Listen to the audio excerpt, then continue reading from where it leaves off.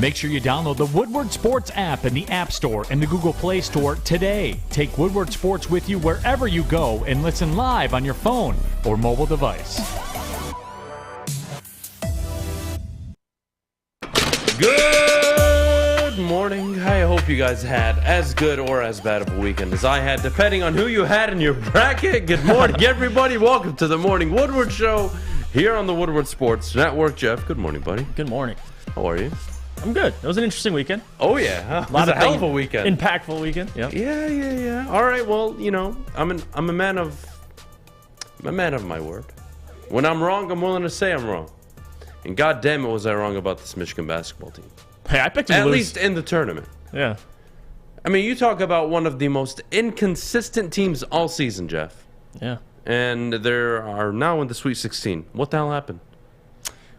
Well, it took a lot of missed shots from Tennessee. But again, like I picked them to lose to Tennessee, and part of that was they matched up very well with Michigan. What I didn't know was Hunter Dickinson coming out and getting a 30-piece, and everybody else chiming in. I mean, Devontae Jones came back for this game against Tennessee, but he wasn't even the big reason why they won. Eli Brooks, 23 points. Like, it takes – Hunter Dickinson is going to get you 20 to 30 points. We know this. Like, he is a guaranteed bucket, but – what does the surrounding cast do? And against Tennessee, they played extremely well. And against a Tennessee team who shot 2 for 18 from 3. So a struggling Tennessee team, they took advantage of them. Give credit to Michigan. Like, it's not a surprise that we're seeing a team like Michigan that has the talent in place doing this in the tournament. Because come tournament time, talent, you know, and good coaching tends to overcome anything, and it seems like they're doing that. They have the talent. It was just the inconsistency, and now they're getting it together, of course, come the tournament time. Will they beat Villanova? The difference between Villanova is it's well-coached. They're physical as hell. They're going to get physical with Hunter Dickinson, and they can shoot. So Villanova, I would probably pick them in that matchup, but winning against Tennessee is impressive. I mean, we got to give them some credit. I picked them to lose. Of course, I am wrong. I picked them to beat Colorado State. I picked them to beat Colorado State, but again, like, this team is very inconsistent. You know, you Michigan fans, I mean, some of you are beautiful people, and there are some of you that I question that you even attended the university because you can't be that stupid and graduate from the University of Michigan. Or maybe you can, I don't know. But where I'm going at with this team was lucky to even be in the tournament. They really were. The first team since the 2001 Georgia Bulldogs to get an at-large bid. Being only 3 games over 500. But you know what? To their credit, they did take a dump against Indiana. Yeah. What, a 17-point lead? Yeah. Big Ten tournament. Fine. They recover. They get in. Beat Colorado State. Down by 15. Win by 12. To their credit, go up against Tennessee, who, let's be honest, outside of Michigan fans, who really had them winning? Not many people. They take care of business. They dominate down the stretch. Hunter Dickinson down the stretch, I believe, was 14-8 in the final 12 minutes. Yeah, he's a beast.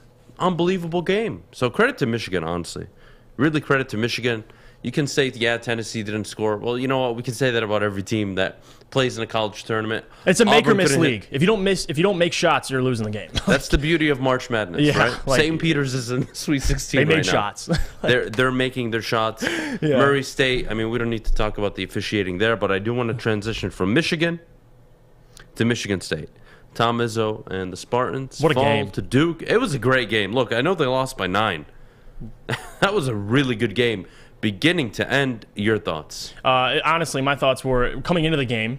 Honestly, I didn't think Michigan State stood much of a chance because if you look at tournament teams, especially Duke, the difference between Duke and MSU is Duke is well coached. MSU is well coached. But Duke also has multiple NBA players, and that's the difference. And we all remember the team with Zion and R.J. Barrett and the team that fell short with Coach K. But this team, going up to Michigan State and battling them, I thought State played well. Gabe Brown was shooting the lights out. Like, it took everything out of State to keep this game close, and it took a lot of Paulo Banchero turnovers, and he showed a lot, and especially in the first half. Paulo, he balled out. But again, talent overcame good coaching, and that's the difference. Duke has great coaching and talent, and to really get far in these tournaments, yes, you have your St. Peter's, you have your teams that make it far, but you need about 2 to 3 NBA players. Like, that's the reality of it. And Michigan State didn't really have one. I mean, they have it's kind of a collaborative effort. They don't have an NBA for sure talent coming out. So I like it. It was a great game. I thought they fought hard. They almost ended Coach K and sent him off into retirement. But that last 2 minutes, though, Adam, I mean, Duke, that's why the good players end up coming in clutch in the last 2 minutes. I'm not going to lie. Look, a lot of people, it was a perfect storm, right? You were going to get Duke and Michigan State seeded, potentially Coach K's last game. But you know what? Before the broadcast started, and really the game, Coach K was stuck at 1,199 wins. Yeah. And I just kept saying, like, there's no way he's going out one away from 1,200. I mean, there's no way. There's no way in hell. And my goodness, this is a great game. But, yeah, down the stretch, Duke was just that much better. And let's be honest. Does anybody want to acknowledge that Tom Izzo is frustrating as hell sometimes? Like, Duke will go on a 6-7, 8-0 run, and then he'll maybe consider calling a timeout. Yeah. He won't see his team go up and down the court 4 or 5 straight possessions, miss open shots. Clearly they're rattled in the head. They're not playing any defense. Maybe I'll call the timeout. Maybe not. I don't know. Unbelievable. Let him play. Unbelievable. Yeah, no, I noticed that as well. It was frustrating, but look, I mean, Michigan State, they tried. Duke is a phenomenal team. The question now becomes, in that region, can Duke pull off a Final Four appearance? Again, Duke every year, they're gonna have 3 to 4 NBA players. So of course they should make it far, at least in the tournament. And I would probably like to predict them, especially, I mean, you have Gonzaga up north coming out, and now Duke making noise, beating Michigan State. That's a big victory. So right now, Adam, I would say so. I think they should be favored. You saw how Kentucky looked in that very first game, and no one's been talking about John Calipari, but that's another topic. But yeah, Duke, no doubt. I think they're the best team, best coached. They have something to play for. That's big. They have something to play for, and that's Coach K. And I think it'll push them a lot, really further. The West region that has Duke also has Duke playing Texas Tech next, right? 2 versus 3 matchup. Yep. And then Gonzaga versus Arkansas, which is a 1 versus 4. That is the only bracket or the only region of this entire bracket that seeds 1 through 4 all made it to the Sweet 16. That just tells you what kind of march it's been. It's been unbelievable.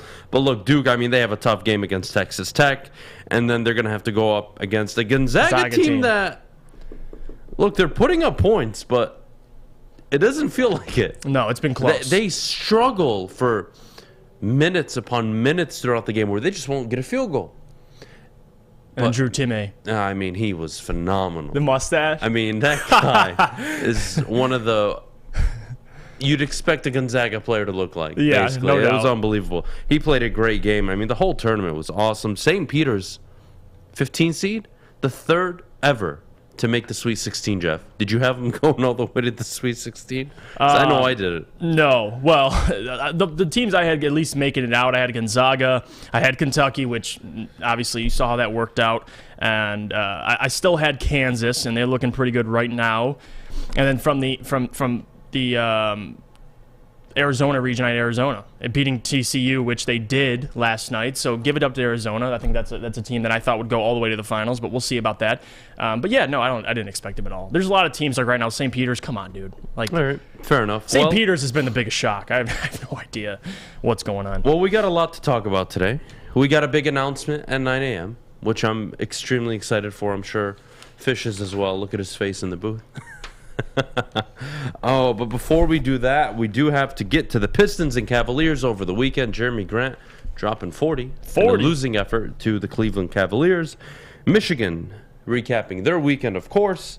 The Cleveland Browns trading for Deshaun Watson. All that we'll get to before the top of the hour. But before we go, Jeff, could you please tell us about Guardian Alarm? Yes, well, the best defense, and if you talk about defense is important in these NCAA tournaments, well, Guardian Alarm is important, and they get it. Good defense on and off the field helps you feel secure. Not only that, Guardian Alarm has state-of-the-art technology that helps you feel safe, all with 24/7 local monitoring.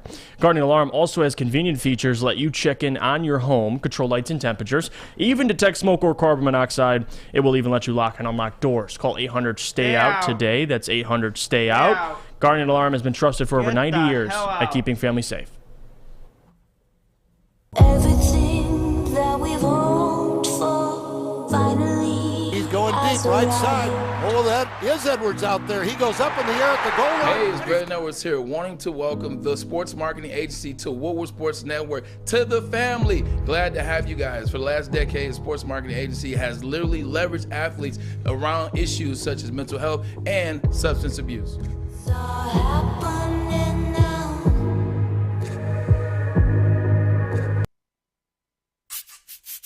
You don't have to go to the beach, man. You don't have to get your butt crack full of sand. You just need a little chili peppers, man, to get that glowing beach chili peppers tan. Woo! With 26 locations in the Metro Detroit area and more coming, Chili Peppers Tanning is where you'll find the cleanest salons in the D. Join the Pepper Club for the best deals on unlimited tanning. Head to chilipepperstanning.com. You just need a little chili peppers, man. Your Detroit alternative to the normal sports blah, blah, blah. It's Woodward Sports. Welcome back, and thanks for joining us on the Morning Woodward Show here on the Woodward Sports Network. Also featured on The Roar on 99.1, 93.5, and 94.7. Good morning, guys. Good morning. How are you? I'm wonderful. How was your weekend? It was great. Were you drinking all weekend from St. Patrick's Day on, or no? I only drank on St. Patrick's Day and then on Saturday. That's not bad. Good for you. Yeah, I did good. I'm proud of you. 2 out of the 4 days. I didn't have a Sunday fun day, so that was weird. All right, fair enough. Well, I'll tell you what happened over the weekend. Jerami Grant decided to just go off is probably not the term because they lost. but you know, I am one of those people. So at least when Sadiq did it, they won the game. But hey, whatever. I'm going to let it slide. Jeff walked me through Saturday's performance. I'm not interested in talking about Jerami Grant this morning. I love how you just kind of slid that jab in. Hey, but you know what? Honestly, I thought it was very impressive. Jerami Grant, the whole performance in itself, 40 points. Sadiq Bey, 20 points. And Cade Cunningham, we got to talk about him quickly before we get to Jerami Grant because Cade came back from his sickness, and I thought the most impressive thing for me was his adaptability. Coming back, understanding that, hey, listen, I've been leading this team in shots, but I missed 2 games. So I'm going to go ahead and take a step back. He only took 13 shots, 5 for 13. He kept it simple, double-double, 15 and 10 assists, 6 rebounds. Like, that's a guy that can play with anybody. And Jerami Grant, although you have your critiques about him, I love him. And he came out 7 for 9 from 3. Put on a hat trick, it really did, and torched the Cavs. I know they lost by 4, but again, you didn't see much out of Evan Mobley. Had to point that out as well. 12 points, 11 rebounds, and he's been healthy. So it's not like it wasn't like either rookie kind of popped off the page. It was more so Jerami Grant in there and Darius Garland, of course. But again, Darius Garland, I had to mention, 24 and 12 assists. Another player on the Cavs, if you haven't known already, that should be an all-star, but that's a different topic. With the Pistons, I thought, although they've been losing, or they lost last game and then they won against the Magic with Sadiq's heroic 50-point game, this is a great way to end the season. Like, I have no issue with it. As long as the guys are playing well, Jeremy's showcasing his trade value. Jerami Grant's somebody that obviously we're a fan of, but I think his future in Detroit's kind of at the question at the moment. You don't really know if he's going to be moved. You really hope you don't get re-upped. That's probably the number one concern, is signing him to a big deal, even though I love him. Just don't really see him, especially this year. You're going to draft somebody. You're getting to showcase all this weekend who the Pistons could possibly draft, the Paulos, the Jabaris, the Jay Niveys, the Chets.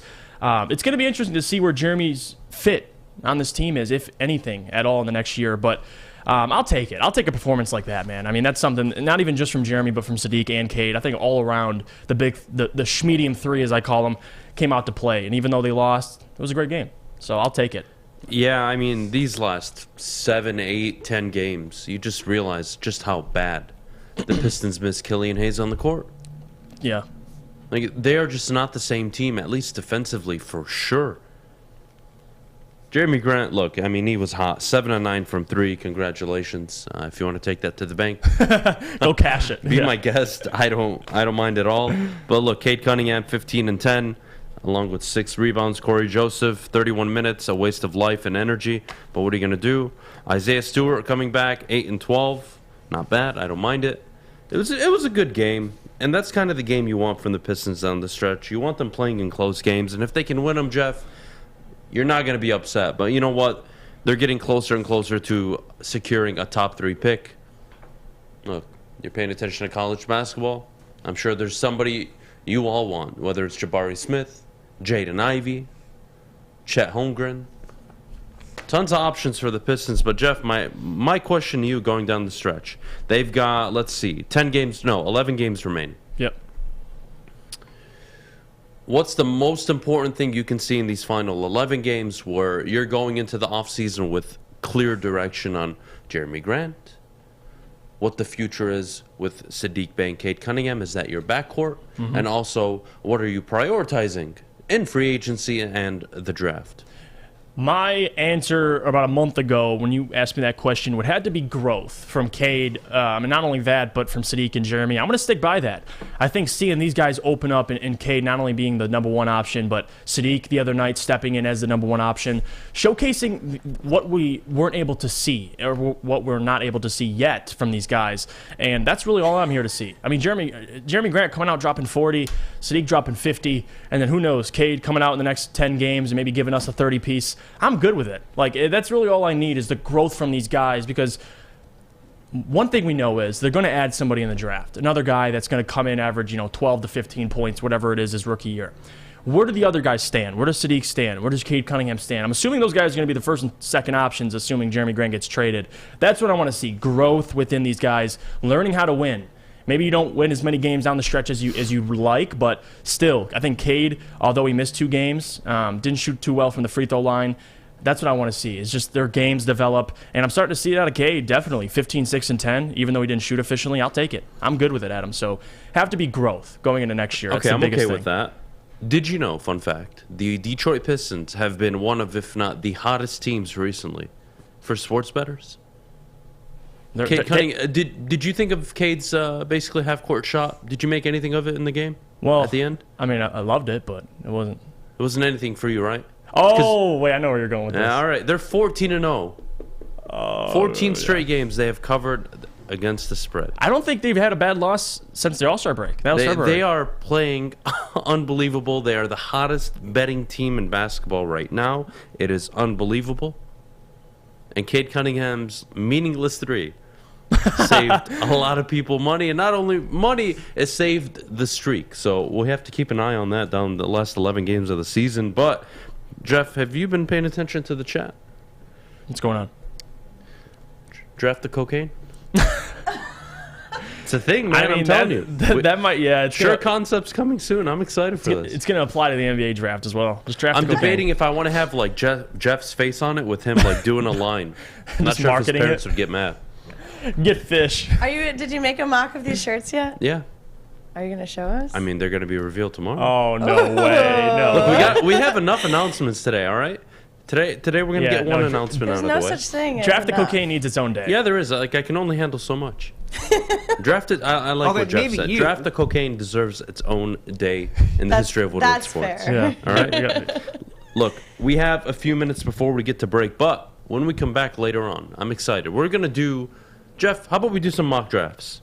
Let's do 8:30 to 9 o'clock. Let's just do our mock drafts, and then we'll get into the announcement at 9, and then we'll continue on with the show. But I want to shift gears from the Pistons to the Robert Woods saga. Traded for a 6th-round pick. Were you upset Detroit didn't make a move for Robert Woods? If not, why? I'm good with it. And I think I'm good with it because I know where we are as an organization. Like, guys, I get it, Robert Woods. I like him as a player. But the Titans, they need to at least contend now. That AFC is stacked, and they have Ryan Tannehill at quarterback. Like, it makes sense. You go out and that's why they got Julio Jones last year. You go out and get A.J. Brown, another wide receiver on the other side of the field. So I'm good with it. It makes sense. The Titans are closer to winning than we are, so they went in and bought in on a guy like Robert Woods. Now, the Lions, could we have used them? Yes, we could have. But again, this probably still tells us they're going to draft a wide receiver within, the first 66 picks, or the first 4 picks they have. So I'm good with it, Adam. I had no problem. Even before last week when we were talking about it, I said, I'd like Robert Woods. If he was a Lion, that'd be great. But if he isn't, that's fine too. I know what Robert Woods is as a player. He's almost 30 years old. He probably wants to go to a team that's winning, and the Titans went out and got him. So I'm not mad with it. I'm good. Yeah, it's a good fit for him. I really do believe that. Again, were you going to go after a guy similar to Amon-Ra St. Brown in terms of stature, route running, tree ability? No. Not really. 6th-round pick, yeah, it's enticing, but to be fair, I don't mind it at all. Again, I've said this the whole way. Steady and patient. The Brad Holmes vibe I've gotten all offseason is one I'm very confident in. I have no issues. I'm not looking for them to reach on a player.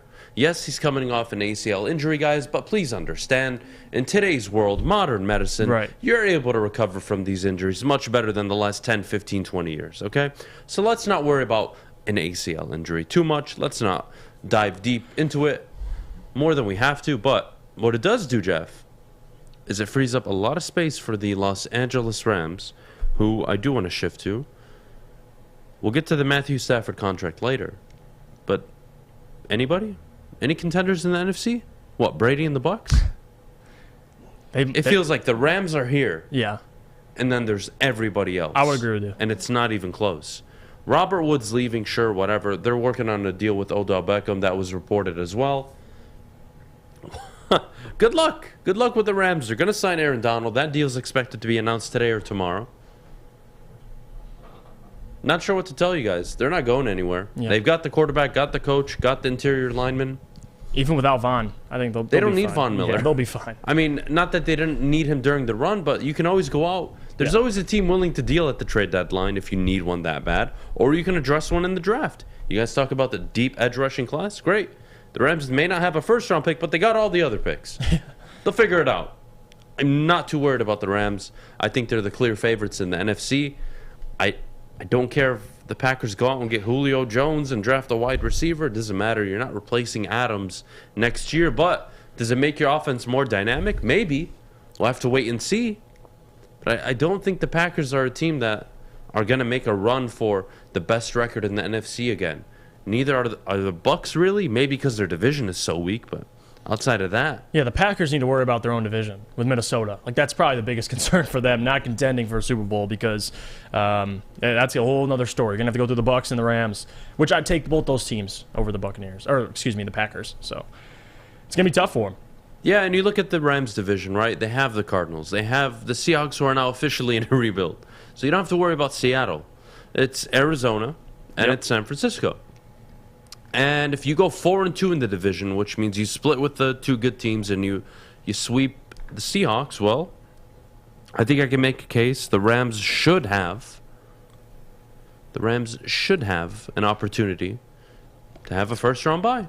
Yeah. And if they can do that, that's fine. But, you know, their picks this year aren't the best in the draft. But, again, I think you have to give Les Snead a ton of credit. He's been able to find a ton of players past the third round gains. Players like what's his name? Cam Akers was, I believe, a second or third round pick. Yes. They find players. Especially their secondary players. And they're not afraid of trading up in the draft if they feel someone's on the board that they want. So, yeah, I'm not really too worried about the Rams. I think they're the number one team in the NFC, and I don't think it's even close. Having said that, let's take a quick break. When we get back, Mock Draft Mondays. Best time of the week, honestly. Jeff and I will share our latest mock drafts, version 4.0. This is the fourth version of the Detroit Lions mock draft Jeff and I will give you. But before we go, Maddie? Yes, before we go, we do need to hear about our friends at Gypsy Vodka. Gypsy Vodka, the smoothest and best tasting vodka on the market, guys. Don't miss out on Gypsy Vodka, Michigan's vodka, gluten-free, locally owned and operated up in Petoskey, Michigan. Check them out, guys. Follow them on Facebook, Instagram at Gypsy Vodka, or visit gypsyvodka.com for more details. Pick up a bottle today. Ask for it by the name of Gypsy. And as always, please do drink responsibly. I'm Kay Cunningham. Working with Hall Financial to purchase my first home was easier than I could have ever imagined. They treated me like family from start to finish. Find out for yourself at callhallfirst.com.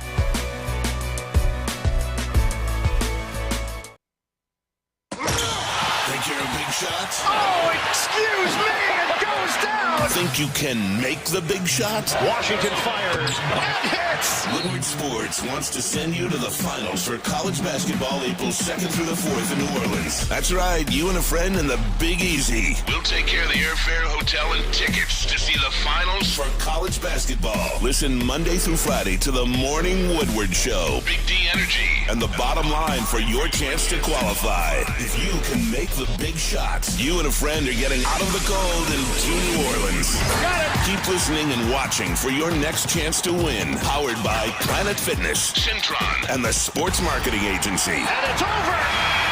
Anything can happen in March! Welcome back. Thanks for joining us on the Morning Woodward Show here on the Woodward Sports Network. It's Mock Draft Monday. Let's get this started. Adam, you are up first. All right. So before we get it up on the screen, I did make a trade. Obviously, this weekend we had the Deshaun Watson news. Jimmy Garoppolo still available on the market, but I took into consideration, I think Carolina is going to be a team that's going to want to reach up and move up and get a Malik Willis maybe. They also offered me the same deal. My question to you would be, did it concern you they don't have any other picks? Yeah, no, because I took all the futures, right? Oh, so, gotcha. Yeah, so okay. Unfortunately with PFF, it doesn't let you go years beyond. So my asking price would be 2 future ones on top of the 6th pick. Okay. But I don't think that is doable, to be fair. I wouldn't do it if I was Carolina. So I took a future 1, a future 2, and the number 6 overall pick. So I slide back, and who do I get at number 6? The same guy I was considering at taking at number 2, Trayvon Walker, edge rusher out of Georgia, a guy I'm a big fan of. I really think he's going to be something special. And you're going to see a theme on this board. Guys, Georgia won the Natty for a goddamn reason. There's some goddamn football players, all right? So we're going to move up to 32. Lewis Science safety out of... What do you know? Georgia. Double Georgia players. Number 34, guys, the more I watch the kid play, the more I fall in love. Leo Chenal, linebacker. Beautiful linebacker, by the way. Out of Wisconsin, the 2nd highest graded PFF grade ever. Only behind who? Micah Parsons. The highest PFF grade for a linebacker coming out of college, only to Micah Parsons. Give me Leo Chenal.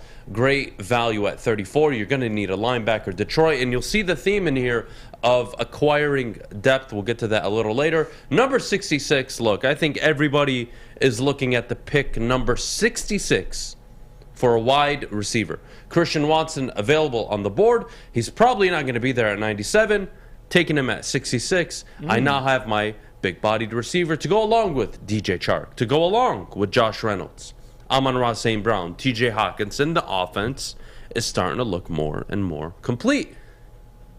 Pick number 97, guys, to be honest with you, there was nobody available at 97 where I was like, my goodness, I'm getting so much value.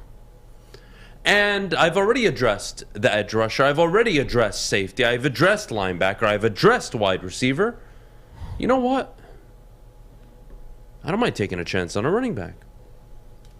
Look, we all know you're not taking a running back in the 1st or 2nd round. Hell, not even the 3rd round. You just don't do it anymore. But with the compensatory pick, yeah, I'm considering it. I think he could be one of the better running backs to come out of this year's class. We're taking a shot on. You're not committed to Jamal Williams. Yes. DeAndre Swift has shown you he's not healthy ever. So even then, what are we doing with this team in the future at running back? It's always good to bring in fresh legs. I don't mind the James Cook pick. Would love to know what all of you think in the chat. Then we go to pick number 137, Neil Farrell, interior lineman out of LSU. Now, this guy doesn't have the biggest ceiling. He's not, the greatest player coming off. But you know what? Depth. Depth is the theme of this draft. It's the theme of this offseason. I don't mind Neil Farrell at 137. We move on. I just talked about depth. Micah McFadden. Pick number 144, linebacker out of Indiana. This is a guy, again, that jumps off the screen. A guy that is just always somewhere around the ball. He has an innate ability to make the play for your team. Good run stopper. Can get to the quarterback occasionally. He's no Leo Chenal. He's no Micah Parsons. But you know what? Again, you signed Alex Anzalone to a 1-year contract. You need help at linebacker. Get as much help as you can. Pick number 177, JT Woods. Safety out of Baylor. Again, depth. There's nothing wrong with depth here. Maybe I was considering a lineman, but I didn't pull the trigger. And then, of course, I cap off this entire mock with taking Jake Ferguson. Yes, I understand they signed the tight end out of New Orleans. But for me, what I wanted to accomplish was depth. I wanted to get my rock star players, insert here now with the first 3-4 picks. Yeah. And then it was all about depth. Finding value at that position, finding value at that pick, and of course, addressing depth. And I get Jake Ferguson at pick number 181. I'm pretty happy with it. Jeff, what do you think? I like it. 2 linebackers. I kind of feel you on that as well. You went edge rusher, Trayvon, number 6. I think that's great value. Trading back to 6 and at least taking a guy like Trayvon, who everybody's arguing you could take him at 2. You found him at 6. And you got future assets. So I got no problem with it. A future first and a future second. And then for my question to you is, I know you took JT Woods, number 177. Where did Nick Cross go? Did he go? Nick Cross went third round. Yeah. Third round. Wow. Look, okay. I mean, that's a kid I'm in love with. But again, Lewis signed Jaquan Brisker. They're on the board at 32, guys. 34. You're considering it. Yeah. It is a position of need. I'm not taking a safety at 2, let alone 6. And Kyle Hamilton was already off the board, so that's not going to happen if this scenario plays out. Guys, get to the quarterback. You've ranked 30th, 28th, 26th, 20th, 30th, 32nd in pass rush over the last few years. You suck at getting to the quarterback, Detroit. Let me reiterate it. Maybe you haven't maybe you haven't understood a damn thing I've said this morning. Detroit, you suck at getting to the quarterback. True. Don't get cute.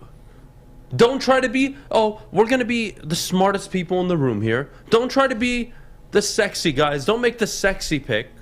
Shut the hell up and get to the quarterback. You're taking an edge rusher, whether it's at 2, 6, I don't give a flipping fuck. You're taking an edge rusher. Did I make myself clear this morning? Very clear. Good. Exceptionally clear. I love it. Back-to-back Georgia, the Bulldogs in that first round. I did like load it. up on Georgia players. I 3 really Georgia like players, 2 Wisconsin players. Do you think, and I know someone talked about it in the chat, and I kind of had this similar issue. Do you think it's hard to evaluate Georgia players because of the talent they had on defense?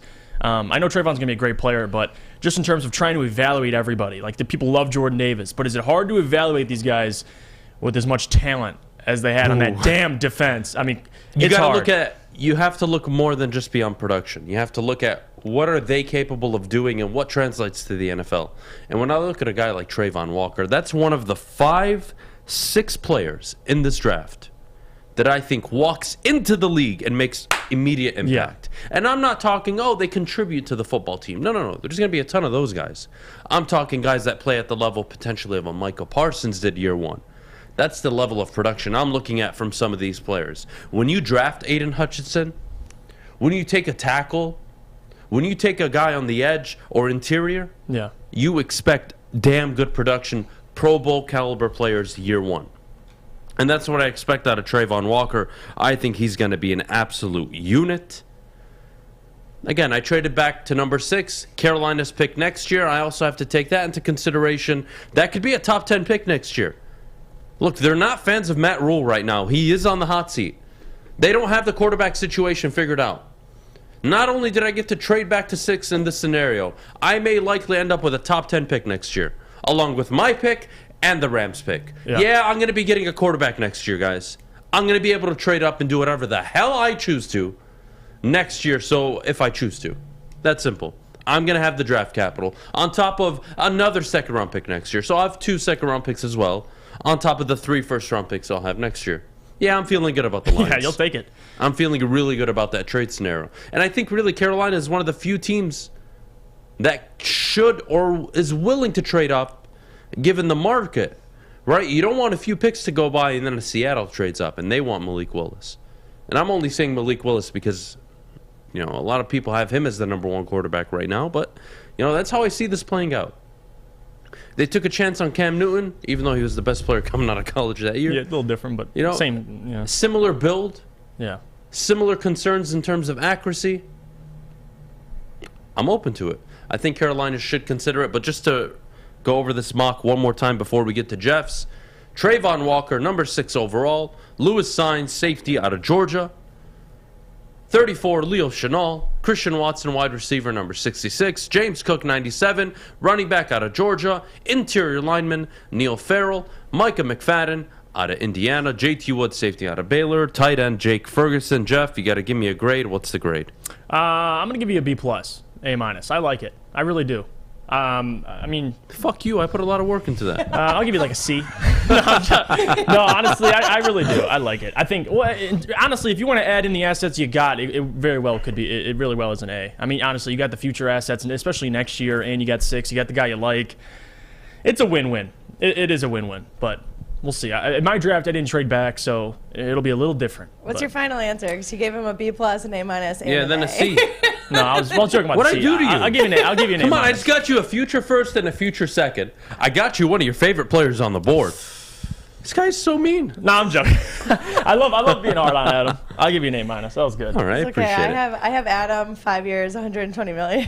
Oh, yeah. Did you guys know I signed a 5-year, $125 million deal That's a to be pretty the good backup deal. quarterback for the Detroit Lions? Pretty good deal. If you guys haven't seen the video, Gotta go check it out. Easy and Spencer went out on St. Patrick's Day and recorded a bunch of drunk people and asked some questions about the Detroit Lions and the Detroit Pistons. Of course, they asked, what did they make of Adam Beydoun being signed as the backup quarterback? That's the funniest video I've ever watched. It was hilarious. If you haven't checked it out, go on our Twitter, our Instagram, TikTok account. It's everywhere that we are. Guys, check it out. It's absolutely hilarious.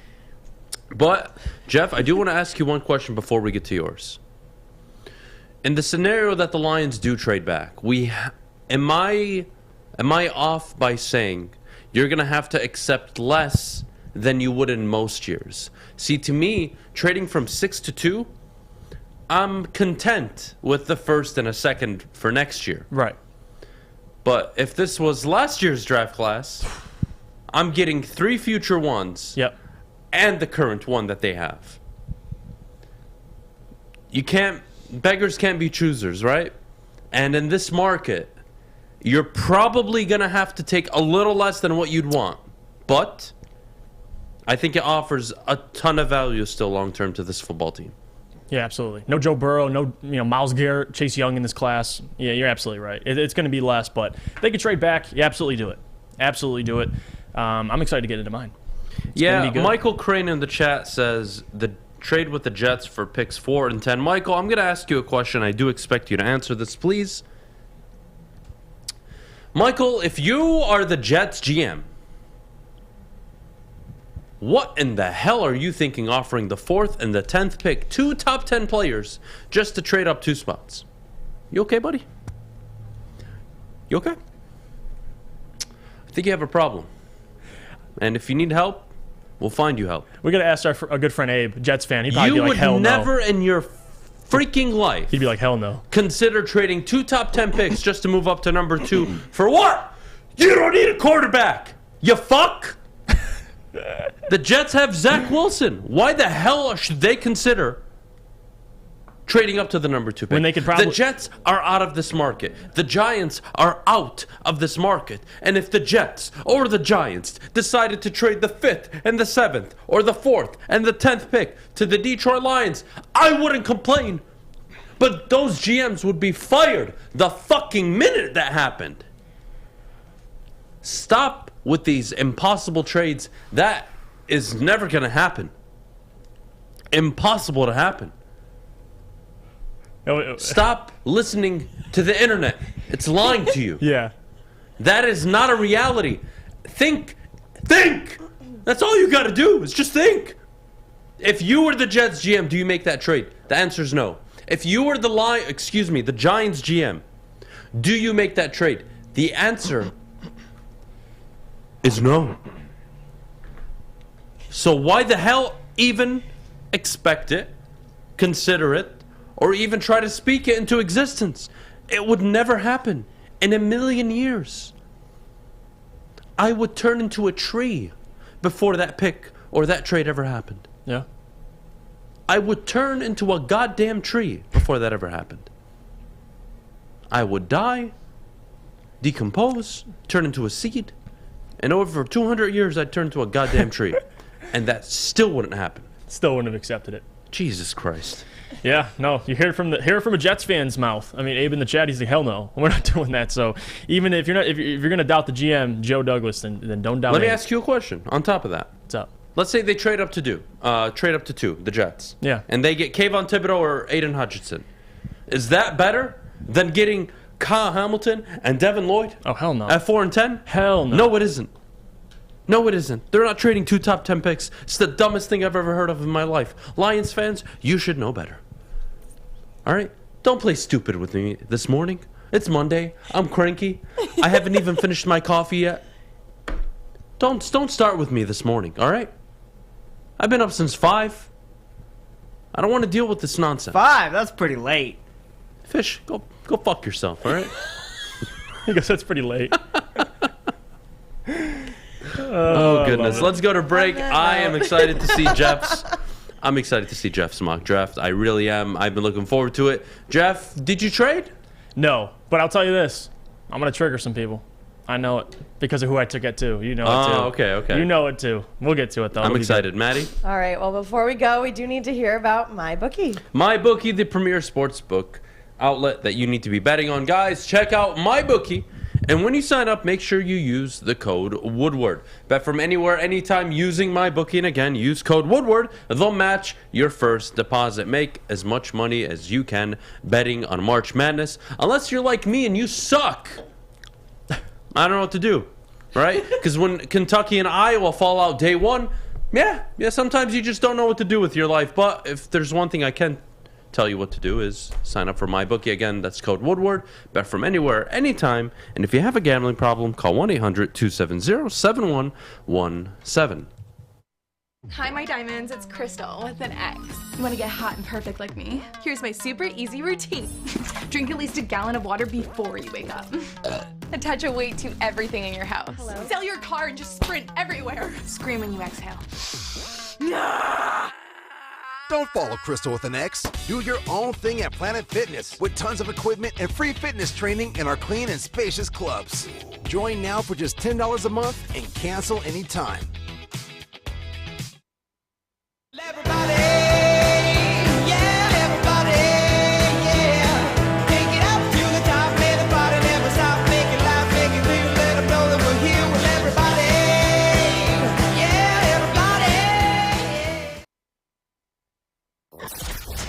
Who are the Lions taking it to? Should they move down? What move will Brad Holmes make? It's time for Monday Mock Draft on the Morning Woodward Show. Welcome back. Thanks for joining us on the Morning Woodward Show here on the Woodward Sports Network. It's Mock Draft Monday. We just saw Adam's mock draft this week, 4.0. Jeff, your turn. Well, I'm excited to show mine. Now, over the last couple of weeks, these mock drafts, it's been kind of, I've been changing it. I've been mixing it up. Kind of now we're about a month away from the draft. I'm going to now make my mock draft of guys that I've kind of loved over the last 2 mock drafts I've done. And you can throw it up on the board. You guys will see where I took it number 2. And I did take Kayvon Thibodeau. Now, before you say, well, Jeff, Kayvon, why the hell did you take him number 2? Well, let me tell you this. I wasn't trading back, and Aiden was gone at number 1. I had Kayvon Thibodeau, Kyle Hamilton, or Trayvon Walker. At number 2, I'm taking Kayvon. I'm sorry, guys. His get-off is too good. He's going to be a great pass rusher. I get the mentality thing, and I think, in my opinion, it's dragged out a whole lot. But again, I'm taking the best player available, and to me, Kayvon was the best player available at number 2. So give me Kayvon Thibodeau. I addressed the edge rusher. I'm good there. 32, Jaquan Brisker. Now, I do have concerns. One thing, Jaquan played a lot at Penn State injured. He played a lot through injury. Maybe you do have some of those injury concerns, but as a player, you can't deny it. You're getting similar value in a safety at 32 than, in my opinion, you would drafting Kyle Hamilton. Yeah, he might be a better prospect, but the production will still be similar. I like the Jaquan Brisker at number 32. Lewis Seen, I believe, was already off the board, so Jaquan, best safety available. I'm taking him at number 32. 34 was going to go wide receiver, but I thought to myself, well, I could probably get the wide receiver I like at 66. So for me, I took Brian Asamoah, probably the most athletic linebacker, or one of, if not the most athletic. You have Devin Lloyd, you have Nakobe Dean, but Brian Asamoah flies around the field, and he did nothing but production at Oklahoma. Just a beast. And I took 2 linebackers in this draft, which I'll get to, but Brian Asamoah, I'm taking him 34, excuse me. Now, 66, the guy I loved, and I've loved for a long time. I don't care about the draft. I mean, guys, you can look at, the combine. You can look at the combine and judge players, but David Bell, watch the tape. Watch the tape. David Bell, everyone has questions about his athleticism, but the guy can play football. And at 66, you get a premier route runner, somebody who translates to the NFL now. Is he a speedster, burn you over the top? No. He's a guy who's going to pick you apart in the middle of the field and a possession receiver. So I like it. I like David Bell a whole lot at number 66. Sam Williams at 97. This was a guy that I contemplated because everyone remembers he did have the big, kind of a sexual assault case at Ole Miss, kind of has a bad background. So Sam Williams, last 2 years, production, graded one of the most, I think he was an SEC sack leader this year. So if you're going to talk about production at the edge, I'm talking 97. Sam Williams, he doesn't get much better than that. But again, if he doesn't work out, you took him at 97. So it doesn't matter anyway. 177, I took Jelani Woods, a tight end that I'm very fond of. I might have even reached for him. You could have got him at 181, but I didn't want to wait till 217 to even risk it. So I took Jelani Woods. He's a guy who's going to come in right away, back up or be the third string tight end, 6'7", crazy athleticism, kind of the polar opposite of TJ Hawkinson, someone who I've liked over the last couple months or last 2 months at least. So 181 is where it got interesting, guys. Nefi Sewell, like this a whole lot. Gives me the opposite of Brian Asamoah, someone who's very good in coverage. Brian Asamoah, there's the question marks. Maybe his coverage in terms of in the pass game. Nefi solves that. It's kind of the dual opposites. I get it, both linebacker spots. Nefi can do one thing, Brian can do another. And then Josh Rivas. I had to take a guard, guys. At number 217, I took a guard, Josh Rivas out of Kansas State. Somebody who can come in and, in my opinion, take Vitai's spot right away, if not in the next year or so. And he's cheaper. And I love it. He's one of the best offensive guards in football. So I'll take Josh Rivas at number 217. And Kalen Barnes, that 7th-round pick, guys, it was a reach. I mean, not a reach, excuse me. It was just a flyer. I mean, 7th round, I'm taking Kalen Barnes. He gives you depth. I get it. He had one of almost the fastest 40 ever, but it's the 7th-round pick. Speed kills. So I'm taking a cornerback who, was productive at Baylor, but not only that, someone that, hopefully if he turns into the player you think he is, you took him in the 7th round. So I'm good with it. But this is my draft, guys. I didn't trade back. I took who was there. I stayed put. And I feel pretty comfortable. I took 2 linebackers. I got a wide receiver. I got 2 edge rushers. Got a guard. Got some secondary players. And a backup tight end. So I got no problem. I like this draft. So unfortunately, with how this played out, they have not adapted or adjusted the David Ojabo injury. So he's still going top 15 right now. He's not falling. Which is very frustrating. But I want to replay your scenario.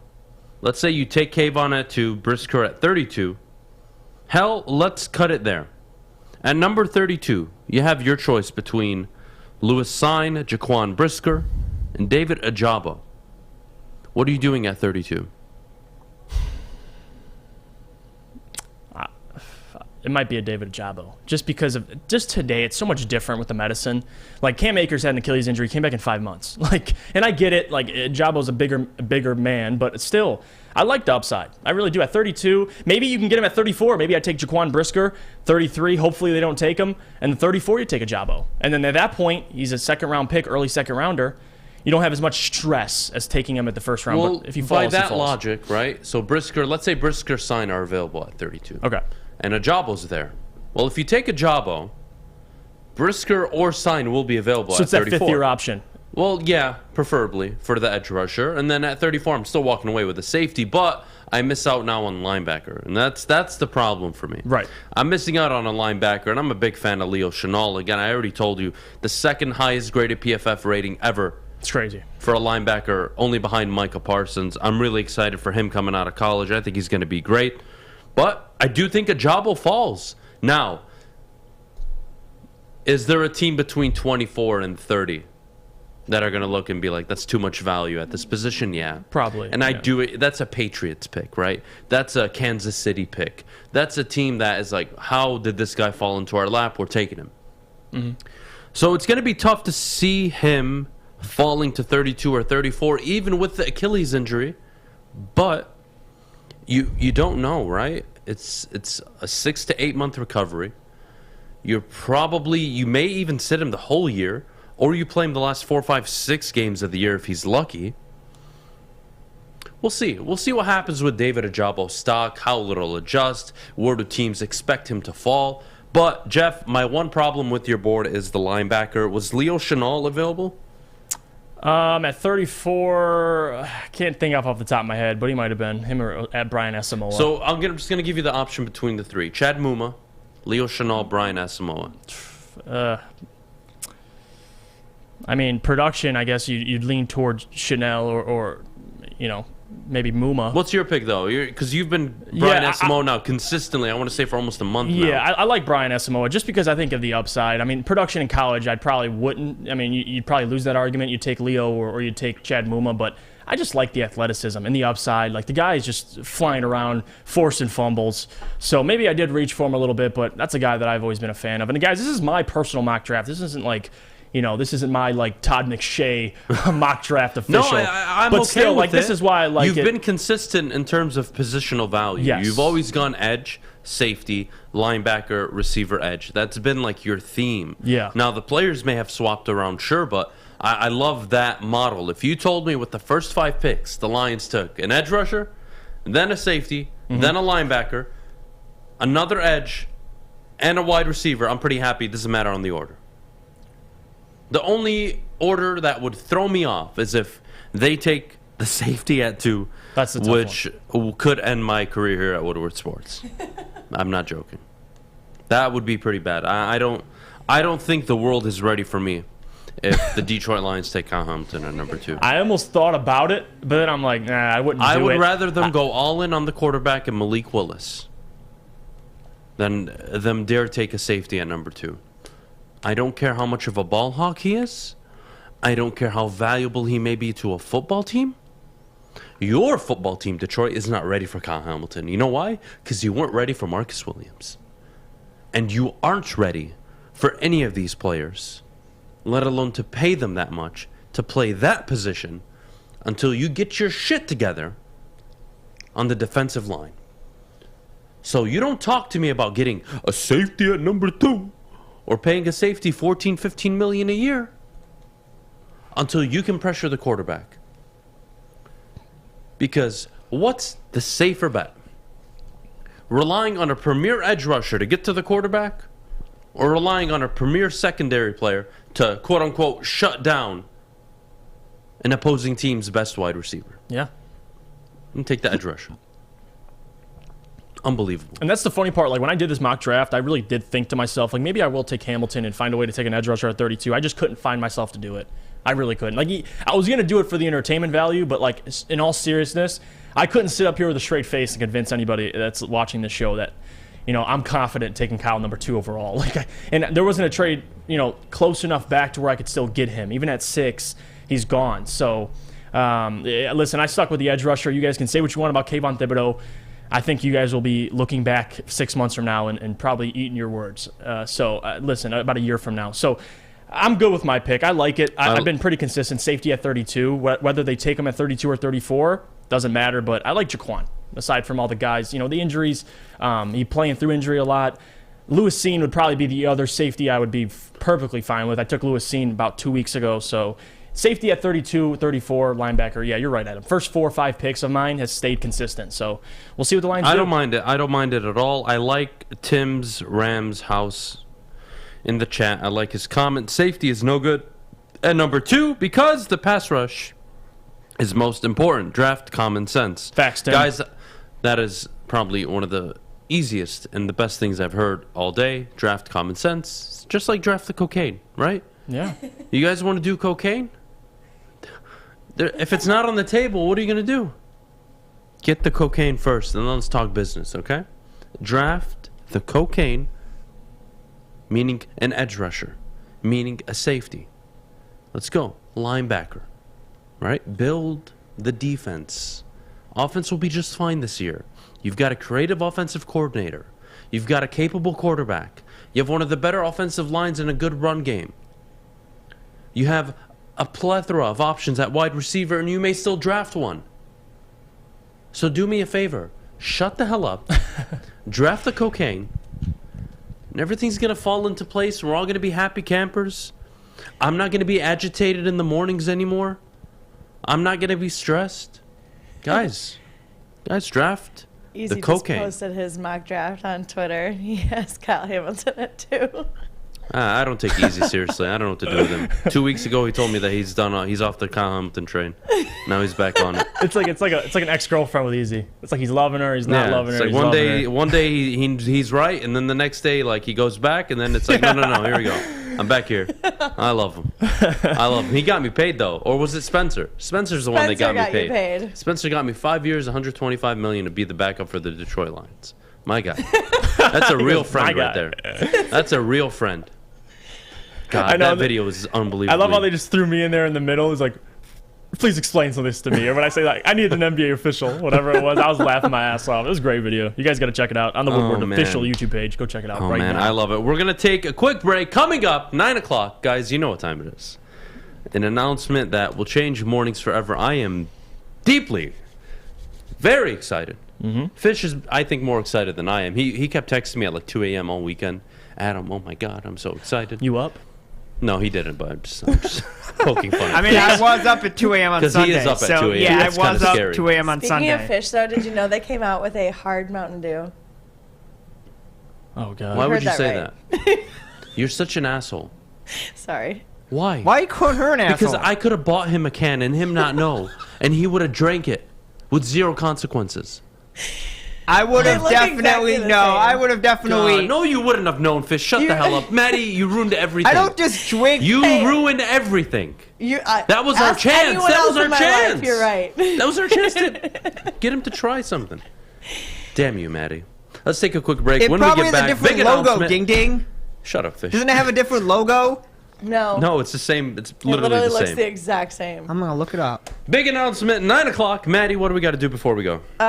Before we go, we do need to hear about our friends at Planet Fitness. Planet Fitness, the official studio sponsor of the Woodward Sports Network. Ladies and gentlemen, do I have to say it twice? $0 down, $10 a month. Your fitness is essential. Get your ass off the couch and get to Planet Fitness. Take care of your physical and mental health, and you'll thank me later. Once again, get your ass off the couch and go work out. Take care of your mental, physical health. It's very important, guys. I can't stress it enough. $0 down, $10 a month. Affordable options for Planet Fitness, guys. As always, visit them at planetfitness.com or one of their many Metro Detroit locations. We'll see you right after the break. Fellas, let's be honest. We like things to be easy. We like simple stuff, like sports 7 days a week. We like things uncomplicated, like Lady Jane's Haircuts for Men. Open 10 to 8, 7 days a week. Walk in anytime. Sign in, sit down, watch your favorite team play. And before you know it, your hair will be game ready. Open 10 to 8, 7 days a week. Walk in anytime. Lady Jane's Haircuts for Men. It's wicked awesome. What do you get when you mix fresh, juicy, hormone-free chicken with our savory signature sauces? The best damn wings you've ever had. Wing Snob Traditional Wings. Try our Jamaican jerk or lemon pepper. And we toss them to perfection. When your wings are this good, it's easy to be a snob. Order online at wingsnob.com today. Wing Snob. We just have better wings.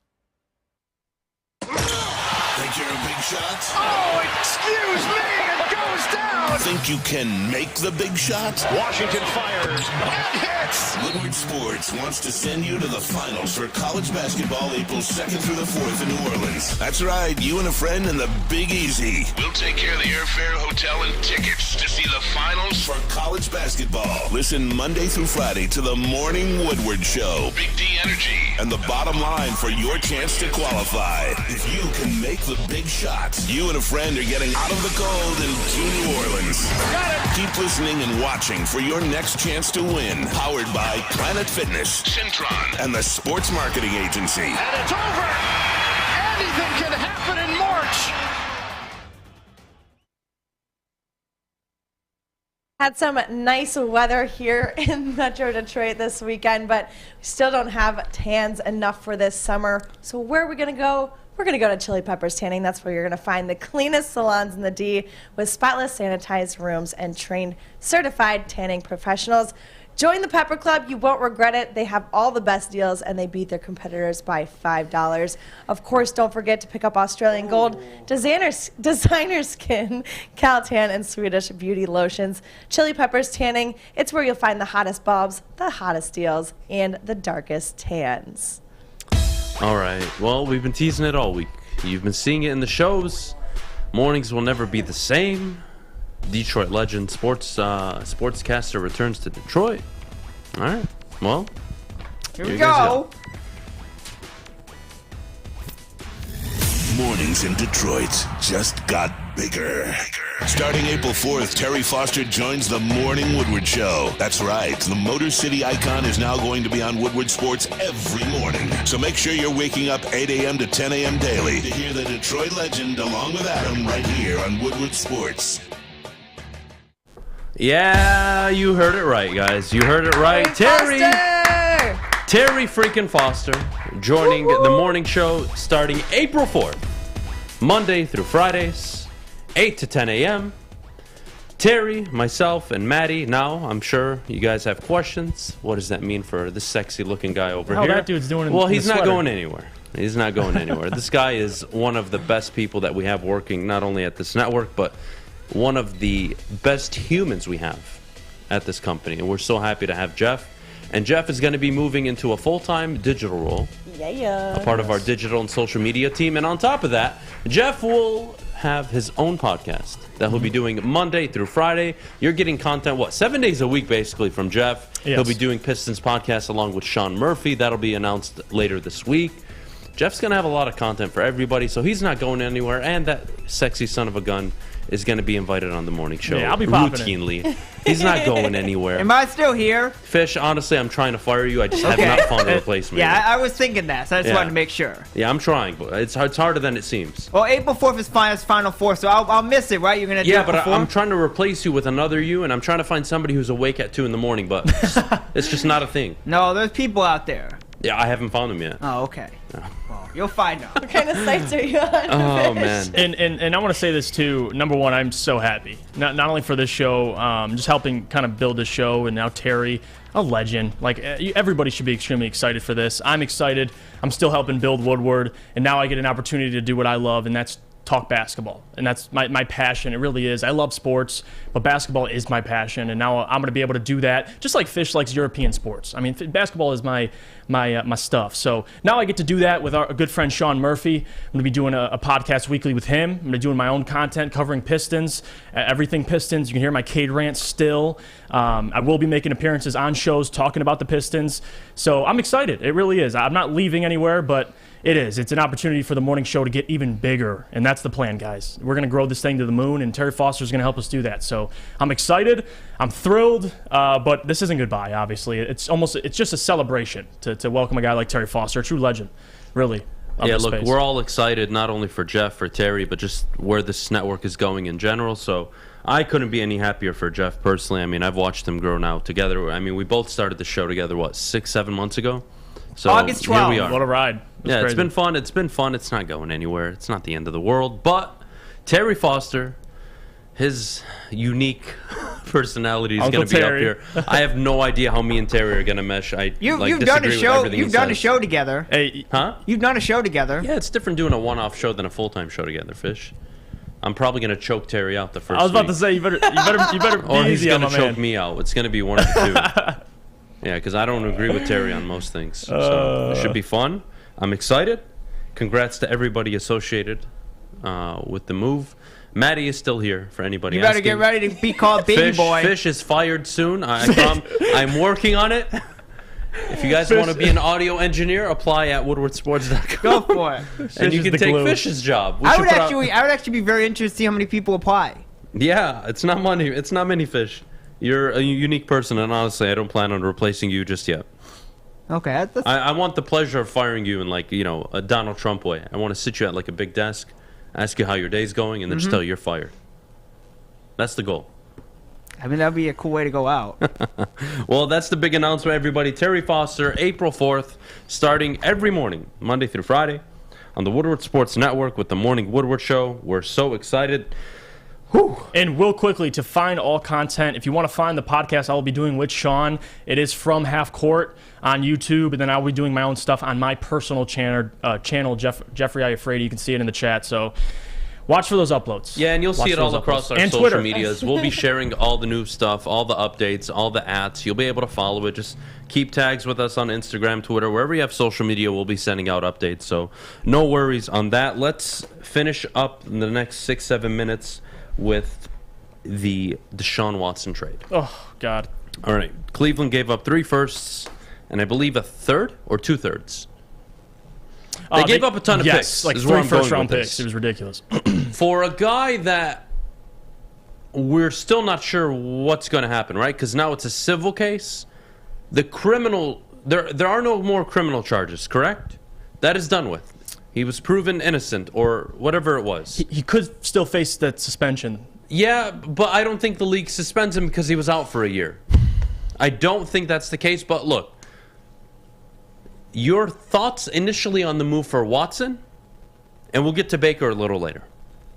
Does it make the Cleveland Browns contenders in the AFC? Yes, it does. My question to you would be, and this is a big question I have for all teams. Teams love to push this money down the line. Deshaun Watson's the highest paid quarterback in the NFL right now, and he will be for quite some time. So to look at that contract in itself, listen, Cleveland is the best team he could have went to immediately contend. And in that division, I would say Deshaun, no question, the best quarterback. Cleveland, they clearly have, if not one of the best teams in that division. The question I have, Adam, is you're paying a guy like this, Deshaun Watson, that money. He hasn't played football in a year, and I'm not saying he's going to come back and be bad. I'm not saying that at all. What I'm saying is what happens down the line? Because Cleveland, you have to pay these guys. Like you have your Nick Chubbs, your Myles Garretts, and different players in the secondary. Yeah. Now you have Deshaun Watson. Down the line, you're paying Deshaun $50 million around that number. They'll be fine. I'll tell you why. Okay. Would you rather have paid Deshaun Watson the $46, $44, $45 million tag a year annual that you're paying him now? Or Baker? Oh, hell yeah. No, hell Deshaun no. Watson. Hell no. Yeah, and look, guys, if the NFL suspend him, it's going to be for 3-4 games at most. There is no goddamn way he's getting suspended another full season. And on top of that, the lawyers come out, well, Deshaun Watson and the lawyers for the 22 women obviously saying the Browns never reached out to us before making that move. Yeah, what did you really think they would? It's the NFL. Yeah, they're not going to reach out. They don't give a rat's ass. They don't. And at this point, no one knows what the hell's going on. All we do know is he's not criminally liable for anything that happened. That is a fact. He is innocent. Get used to it. Whether you like him or not, or you think he's a POS or whatever it may be.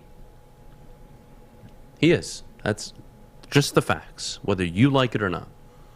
And he makes Cleveland a much better football team. And we'll get to Baker Mayfield in a little bit. But Deshaun Watson, I could make the argument this morning, is the second best quarterback in that division. Only to Joe Burrow. Cleveland has the second best quarterback in their division now. They had the fourth best. They had the worst in their division with Baker. Yeah, it's big. They now moved up 2 spots. That's huge. That alone wins you games. Guys, 8 division winners every single year. There are 8 of them. The best quarterback in that division won the division in 7 of the 8 divisions. You get the quarterback, you're going to win football games, guys. Cleveland has the quarterback. They are fine. They don't need the goddamn first-round picks. They'll be able to keep Nick Chubb. They'll probably have to let go of Kareem Hunt. They'll probably keep Myles Garrett.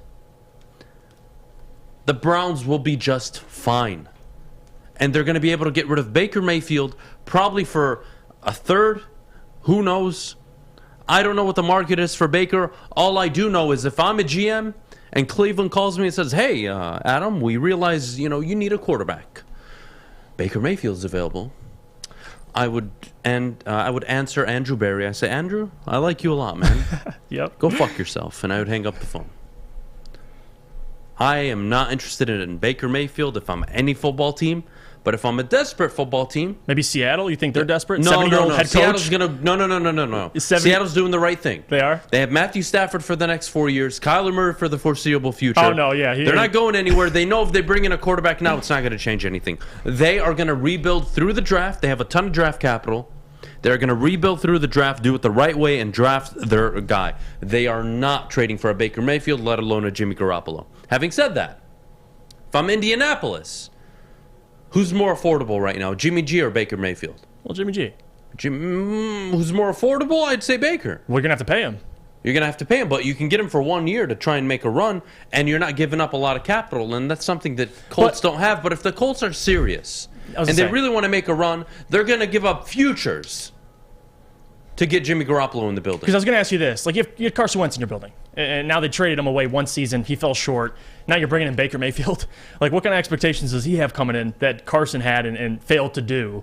Well, if it's Baker, I mean, I think honestly, if you're Indianapolis Colts fans, and I'm not, but I'm trying to resonate a little bit with you. I'm trying to share this experience with you. If you guys go out and get Baker Mayfield, you might as well burn. I don't know. I don't want to say anything too rude. All I know is people would be very upset in Indianapolis. I think that would be the worst move for them. They have to go after Jimmy Garoppolo. That's the guy you go after. It's that simple. Go after Jimmy G, Indianapolis, and don't think twice. Don't even look back. That's the guy you go for. Baker Mayfield, where does he go? I don't know. That's going to be interesting. I don't know where he goes. I hope they keep him and cut him, and then he goes and plays in the USFL. Because that's how good he is. He sucks. He'd be the best quarterback there. He's horrible at playing the quarterback position. Because playing the quarterback position doesn't just mean I run around and throw the football. No, you are the leader of the locker room. You are the CEO of your franchise. You are required to know what everybody's job is and where they're supposed to be, including yours. That is your responsibility as a quarterback. Baker has no idea. No idea what the hell he's doing in the league. He has been surrounded with Odell Beckham, Jarvis Landry, the best run game in the NFL, one of the better running backs, one of the better offensive lines, an offensive-minded head coach. Fuck Baker Mayfield. I hope he gets cut and is sent to the USFL. Yeah. I hope he gets cut. Oh, my goodness. It was a celebration for me on Friday's show when Baker Mayfield got cut when I was doing the bottom line. Oh, my God. I was so excited. Great news. Great news, Cleveland. For the first time in my life, I like you guys. Great trade. A way to go and get Deshaun Watson. You now have the second best quarterback in your division. That is how you get it done. Let's take a quick break. When we get back, David Ojabo tears his Achilles during his pro day. We'll give our reactions to not only the injury, the aftermath, what it means for his draft stock, what it means for the Detroit Lions potentially. We'll get to all that after the break. Maddie? Yes, before we go, could you please tell us about the Fulling Warehouse? Yes, I can. And guys, listen, if you need a teammate, don't pick Baker Mayfield. But again, more than that, go to Fulling Warehouse in Hamtramck because you can go to the home of the original football bowling pin game called Fulling. Host your corporate party, team building event, or you can just come in with family and friends. They have two ways to play. Either their $10 unlimited open play where you could stay the whole time until they are open, or the private lane reservation for $120 for up to 10 people for 2 hours. They have over 100 different beers, their $2 mystery beer machine, and they have multiple full bars. So bring the food, or you can have it delivered in. Come get your full on. Check it out at fullingwarehouse.com. It took exploring 50 different formulas and hosting countless taste tests, but we believe Gypsy Vodka is the smoothest vodka on the market. Don't believe us? Ask the owners. We're Mike and Adam Kazanowski with High Five Spirits Distillery. We're in close to about 1,200 locations throughout Michigan. We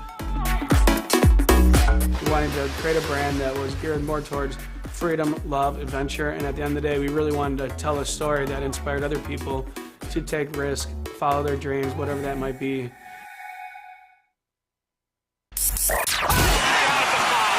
3 NBA championships. Detroit fans were there. 11 Stanley Cups. Detroit fans were there. 4 World Series wins. Detroit fans were there. And that one Lions playoff win in 1991. Yeah, Detroit fans were there.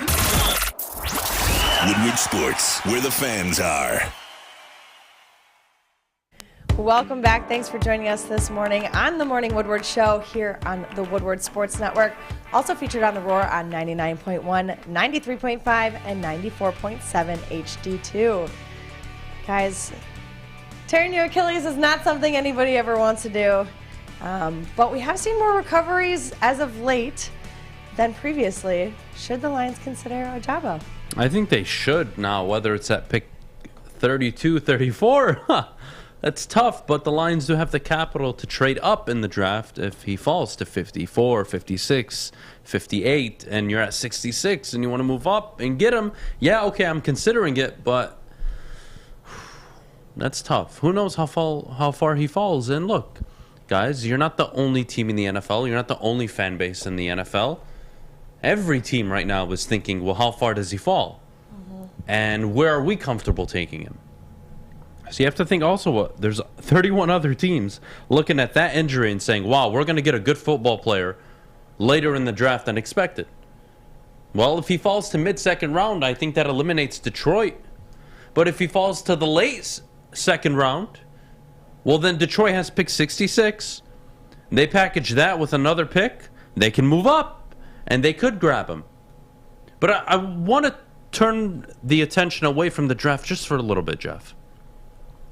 I want to focus on the aftermath. He tears his Achilles. He's on the ground in pain. And I'm not sure if that's the drill instructor, who the hell it is, just walks by him, picks up the football. You got to be more situationally aware. I mean, there's someone in clear pain. Yeah. Like, I didn't need you. You're not a doctor. I don't expect you to diagnose the guy. But, hey, man, are you okay? Can we get you help?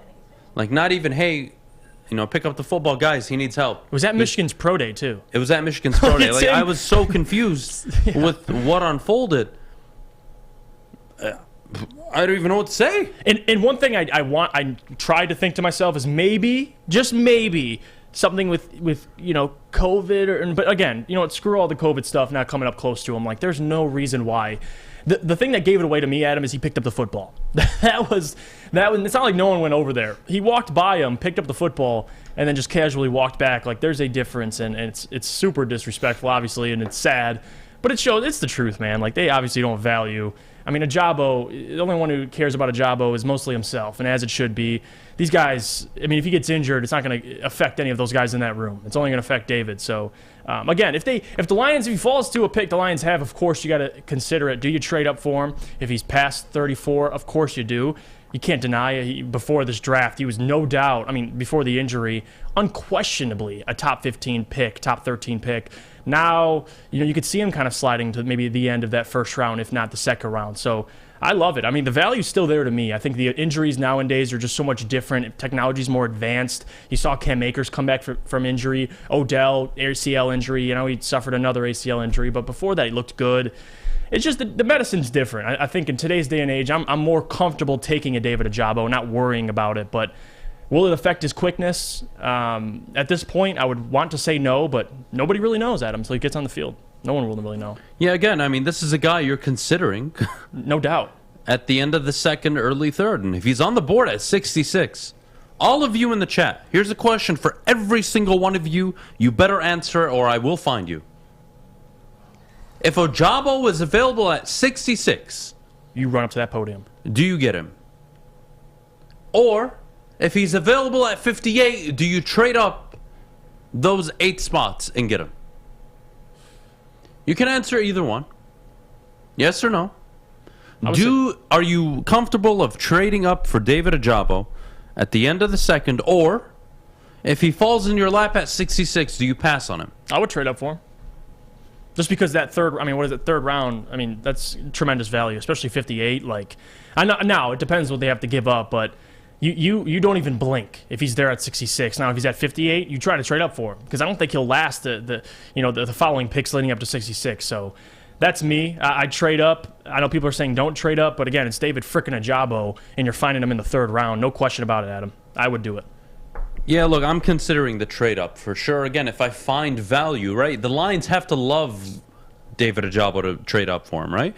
But at 66, well, damn it. It's quite interesting, isn't it?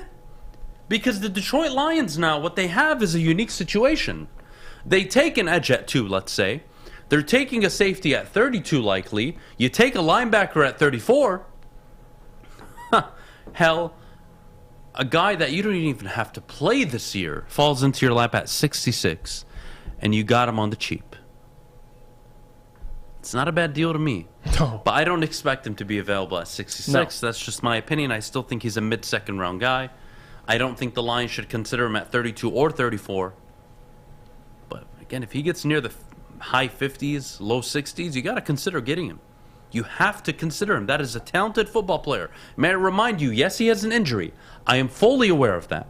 But that was a top 15 projected player who is likely going to fall 30, 40 spots, you freaking consider it. Yeah, no doubt. You consider it. It's that simple. And I love this argument, and people are talking about it. His potential is far better than any other player you could get at 58 or 66. You got to take that risk. Yes, Jeffrey Walker, yes. Yeah. What is that, your cousin? Yeah, he spelled it E-R-Y. I'm R-E-Y, but still love you, Jeffrey. What's the difference? Is that like a race thing? Yeah, we just Religion? have beef. We have beef with those people. Oh, Yeah, okay, no, I'm yeah. joking. Different part of the European nations? Yeah. No, but I love it. That's the common thought process I have. Like, you can't deny the value at that price. Now I have a question for you, Adam. If he falls, let's say he's still around in the 40s, are you willing to trade up for him that high? No, you want him to fall. It's got to be 20 closer. pick. Okay. Yeah, I'm not trading up 20 picks. So you're not like, go get Ojabo, but if Ojabo's there, But if he's you're there at considering 54, it. Okay. 58, yeah, I'm considering the trade up. I may not do it, but yeah, I entertain it. I see what it's going to take. And if it's something I'm comfortable with, I do it. Absolutely. And I don't think twice about it. Yeah. Let's see. Man. David Ojabo. Does anybody want to talk about players' safety in terms of pro days and the combine? You know, when you run at the combine, and the pro day is like an opportunity for you to do better, right? Right. You can't be mad when players get hurt. That is part of the sport. It's a gruesome physical game. It's not even just that, it's life. Yeah. Not everybody has the ability to never get injured. Like, I tore both my ACLs, but Jeff didn't. What's the difference between me and Jeff? Mm-hmm. Seriously. You're both young, in your prime, your body's very healthy, you're in shape, but it can still happen. Right. It happens to some of the best out there. You can't predict ligament injuries. A broken ankle, a broken hand, a broken arm, that is just, okay, whatever. That's fixable. It usually heals much stronger when a break happens, especially a clean one. Mm-hmm. But ligament damage, you just never know how you're going to react and recover. I recovered so much better when I had surgery on my left ACL than I did on the one on the right. Why? I don't know. It's weird. You just don't know how your body is going to react. And with David Ojabo, he could pull an Adrian Peterson and be just fine. He could pull a Cam Akers and be just fine. Or he's never the same. You don't know. That's why you take a chance on him in the third round or in the late second if you have to. That's the problem with ligament injuries. If he broke his leg on that play, he's still a first-round pick. If he has a clean break, he is still a first-round pick. But because it is ligament damage, he's gonna fall tremendously. Unbelievable. I'm excited to Unbelievable how life can change just like that. David Ojabo, top 15, top 12 pick, and then now it's like, how far will he fall? It's crazy to think about it. I am with you on that. Let's take a quick break. When we get back, Matthew Stafford got paid. He got paid more than I did. I was a little disappointed. He got a 4-year, $160 million deal, $40 million annually. I got a 5-year, $125 million deal to be the backup for the Lions. So I'm at 25 annually, whatever. Like, you know, I thought my value was pretty high, but whatever. You tried. You know, he just won the Super Bowl, so I guess he deserves it, right? Yeah. Maddie, let's take a quick break. Something like that. When we get back, Matthew Stafford's contract and more. But Maddie, what do we got to do? Yes, before we go, we do need to hear about our friends at the Sports Marketing Agency. Yes, well, guys, our friends at SMA, great people, great place, and great message they're sending.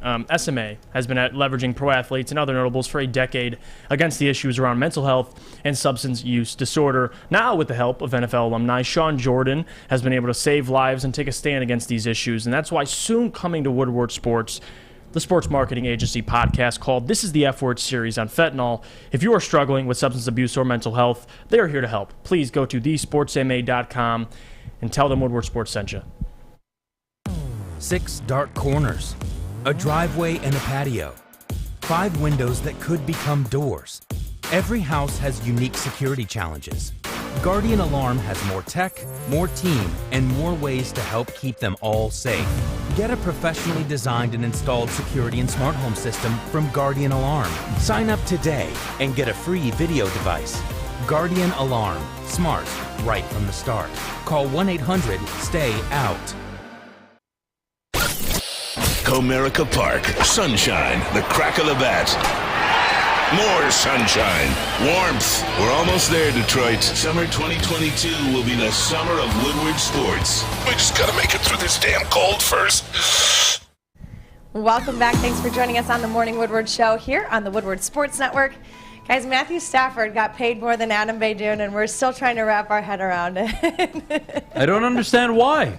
Look, last season, I didn't throw a goddamn interception. I haven't thrown an interception in my entire career, and I'm 28 years old. I deserve the 125. What? All right. All right, I'm a bit much. I get it. I know. Look, if you guys ever want to pull up on Woodward. Yeah, if you guys ever want to pull up on Woodward and beat down the glass with a baseball bat, I totally get it. I'm open to it. Matthew Stafford, 4-year, $160 million deal. Jeff, I call it a steal. Yeah. For a Super Bowl winning quarterback, given the market right now. Absolutely. Dak Prescott's getting paid $40 million annually. This is a team-friendly deal. The Rams won. They're going to be able to pay Donald. They've already traded Robert Woods. What do you think of the deal and what it means for the Rams? I love it. And Matthew Stafford, before he signed the deal, he wanted a team-friendly deal, wanted a deal where they were going to still be able to add talent around him, and that's who we know Matthew to be, unselfish. He did it. Made plenty of money in his career, signs a 4-year, $160 million contract with the Rams, gives them the ability to go out, get an Allen Robinson, go and get their guys they were able to get, especially past offseason, the reason why he was making the money he was making.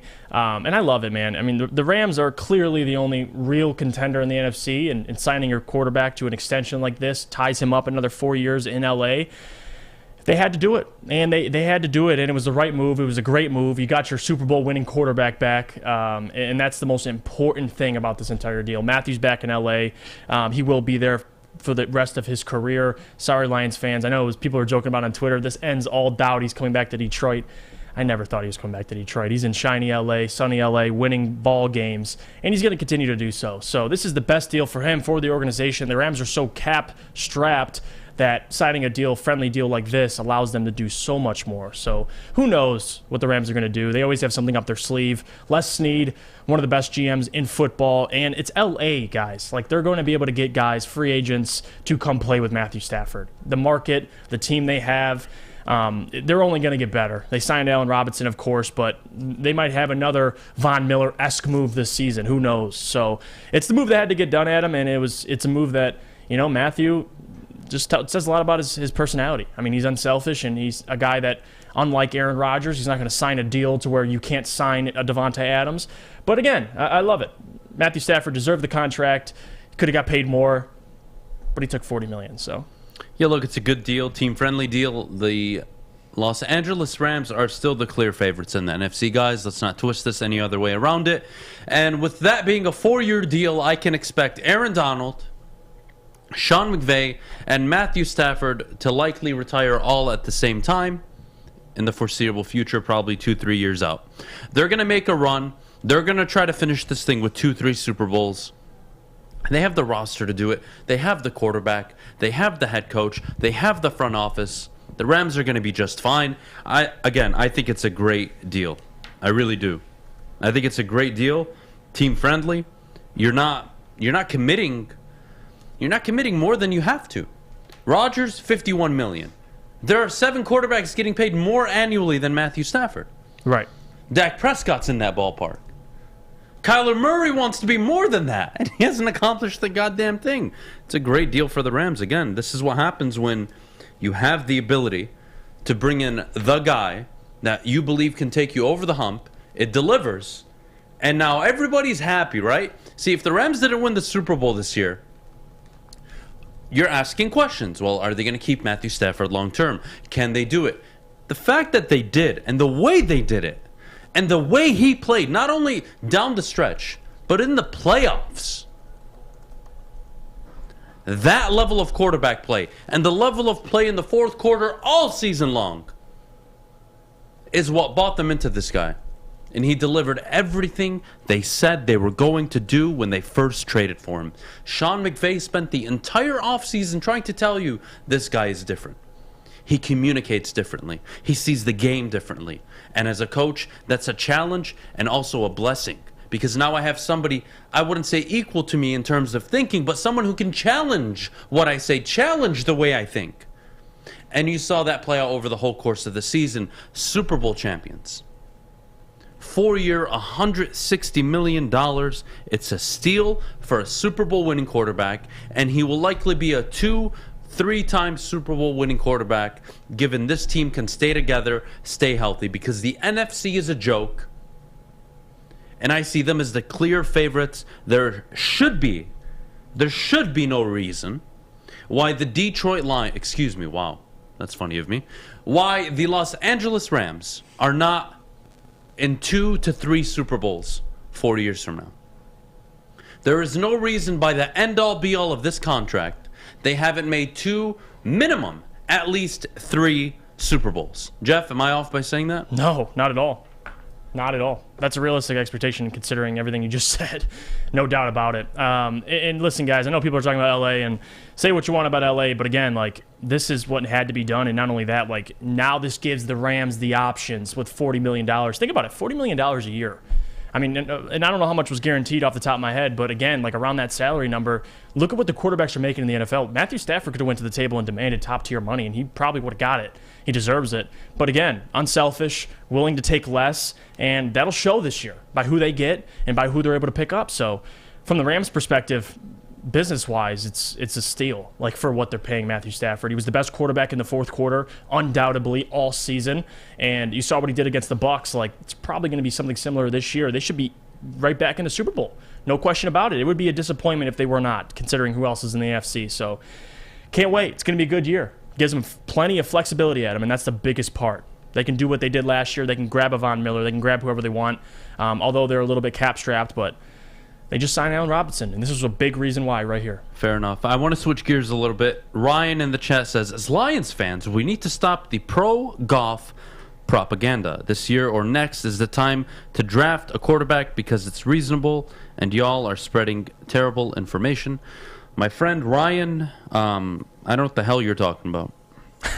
First of all, Jared Goff is capable enough as a quarterback. He is average, but he can win you 9, 10, 11 football games if you put the right team around him and you actually have a head coach. Let's start with that. Number 2, you are in no rush to draft a quarterback this year, given the market for it.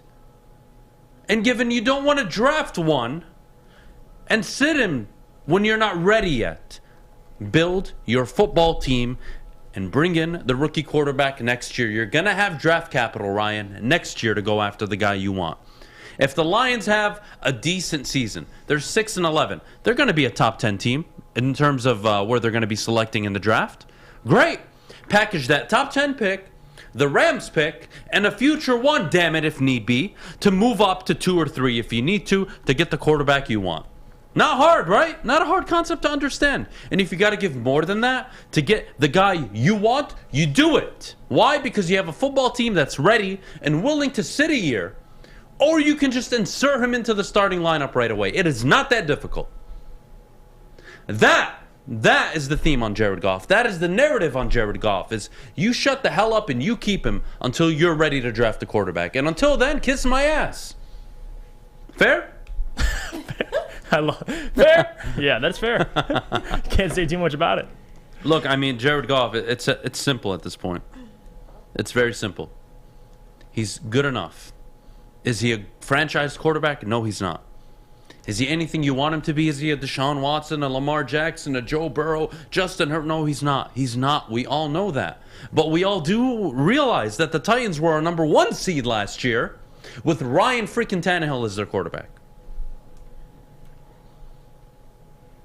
You have a coach, you have a roster, you can win with an average quarterback. Now, can you win it all? It happens every 25, 30 years. But you go get that guy. You go find that guy. And if you believe he's in this year's class, you go for him. That's fine. But it doesn't align with Brad Holmes' timeline, given what he's done so far. It doesn't fit the timeline he's presented, given his actions. And the timeline I see unfolding is next year they draft a quarterback. And if they're confident in Jared, he plays next year. And he provides you the Alex Smith role. He plays on a good football team next season as well. And then insert year 2 of your rookie. He starts, and that's the Alex Smith, Patrick Mahomes dynamic. Now, are you going to end up with a Patrick Mahomes? That's on you guys. That's on your GM. But that is the strategy I see unfolding in front of us. You have to also remember John Dorsey's in the room, and he is the one that facilitated that transition. It totally makes sense for me. Absolutely. That Jared Goff is the starting quarterback for the next 2 years while they groom the up-and-coming guy. It wouldn't surprise me, and it wouldn't surprise me if next season or the next offseason they get rid of Jared Goff and they draft their guy and they just play him year 1. Yeah, and I'm good with that. It could work both ways. But that is the reality of the Lions situation with Jared Goff. Jeff? Yeah, no, I absolutely agree. That's kind of been the whole game plan for me personally as well. Like, you have Jared Goff, and I know people say, well, draft a quarterback this year so you can sit behind Jared Goff. I'm in a different camp. I don't feel like they need to force their hand this year. I'm good going all positional players besides the quarterback position next year. Now, you're not going to be having the number 2 pick next year. We know this. There's going to be Bryce Young, C.J. Stroud. You're probably going to be somewhere between in the teens. You're going to have 2 first-round picks. Again, like if you have an opportunity next year to trade up and get one of these guys, you do it. But if not, it's hard. I'm being honest with you. It's hard to try and trade up and get a C.J. Stroud or a Bryce Young because whoever is in that spot, unless they already have their franchise quarterback, usually it's not the case. Usually they want a franchise quarterback, but we'll see. I love the idea of keeping a Jared Goff and kind of grooming the guy or just getting rid of Jared Goff and starting your rookie. I just don't want the Lions to force their hand because they feel they have Jared Goff on a timer. They don't want Malik Willis this year just because Jared's almost gone. You don't have to draft Malik Willis. Let me ask a question to all of you, especially you, Jeff. I really want you to answer this. What's up? Who were the premier quarterbacks before the college football season started this year? Well, Sam Howell. He was top of the board. He was one of them. Spencer Rattler. Yeah, Spencer Rattler. And then the kid projected. Out of DJ Ukulele, whatever the hell his name is. Ukulele out of Clemson, who had a kind of a down year. I've always wanted to say that. Seriously. Anyway. And then Bryce Young, my eligible, point is, yes, next year, Bryce Young, C.J. Stroud, DJ. Those guys. Those are the names you know right now, but you didn't know who the hell Malik Willis was. Right. You didn't know who Kenny Pickett was. You didn't know any of these guys. There's going to be the same group of people next year that you've never heard of that will shoot up the boards. It happens every year. There's going to be a quarterback next year. And next year's quarterback market looks a lot friendlier right now than it is with this current class. It's that simple. Maddie, let's take a quick break. When we get back, let's wrap up the next, 10, 12 minutes before we get into Mailbag. I'm excited. I can't wait to get everybody's questions. Probably want to revisit the mock draft, get people's opinions on it as well. But before we go, Maddie, what do we got to do? Before we go, we'd like to hear about our friends over at Lady Jane's. Yes, well, guys, you need a haircut. You don't even have to tell me. I know some of you guys need a haircut. Come over to Lady Jane's because, as you know, we are broadcasting live. You see the studio, but Lady Jane's is right behind over there. So come to Lady Jane's in Birmingham or any location near you. It is definitely awesome. For me personally, you get off the air, you get yourself looking great by one of their talented stylists, and let them treat you like a king. Get over to Lady Jane's, open 10 to 8, 7 days a week, walk in anytime, watch your favorite team play, and before you know it, your hair will be game ready. So, open 10 to 8, 7 days a week, walk in anytime. Lady Jane's, it's wicked awesome. Life is full of hard choices. We're here to make one of life's biggest decisions as simple as possible. My name is Christina Gennari, and for over 20 years, I've helped hundreds of families buy and sell homes. We cover all of Metro Detroit and more, from large luxury homes to starter homes. We will work hard to make sure that you get the home of your dreams. So if you're in the market today or even thinking about buying or selling in the future, make the obvious choice. Christina Gennari, the obvious choice in real estate. Visit us at soldchristina.com today. Mornings in Detroit just got bigger. Starting April 4th, Terry Foster joins the Morning Woodward Show. That's right, the Motor City icon is now going to be on Woodward Sports every morning. So make sure you're waking up 8 a.m. to 10 a.m. daily to hear the Detroit legend along with Adham right here on Woodward Sports. Welcome back. Thanks for joining us on the Morning Woodward Show here on the Woodward Sports Network. It's a great Monday morning. We got the sun is shining. The tank is clean. The sun is shining for.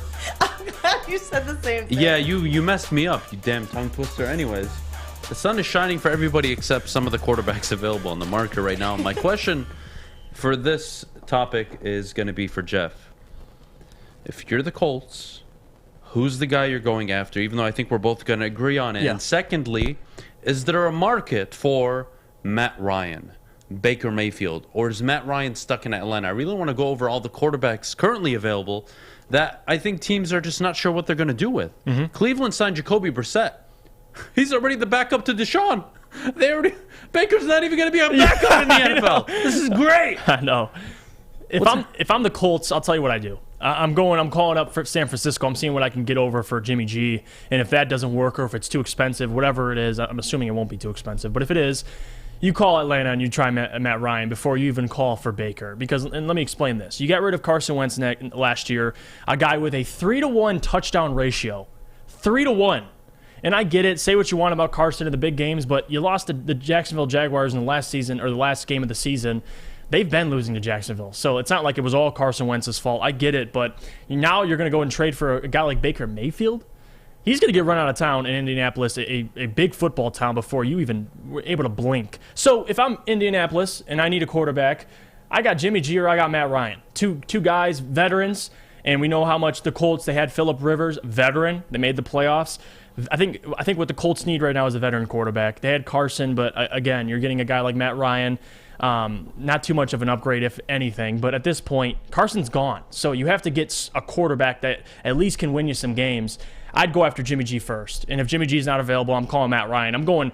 There's two guys I would call before Baker Mayfield, and that's kind of the reality of it. The Colts can't mess this up. You just traded away a guy, again, 3-to-1 touchdown ratio. Like, you say what you want about him, but who in that wide receiver core for the Colts is big time? Michael Pittman?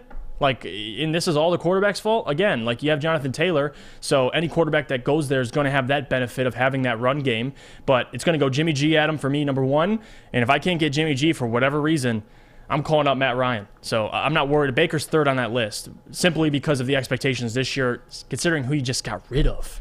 It's big. Between Baker, Matt Ryan, and Jimmy G, if you're Indianapolis, forget about the price. Who do you want?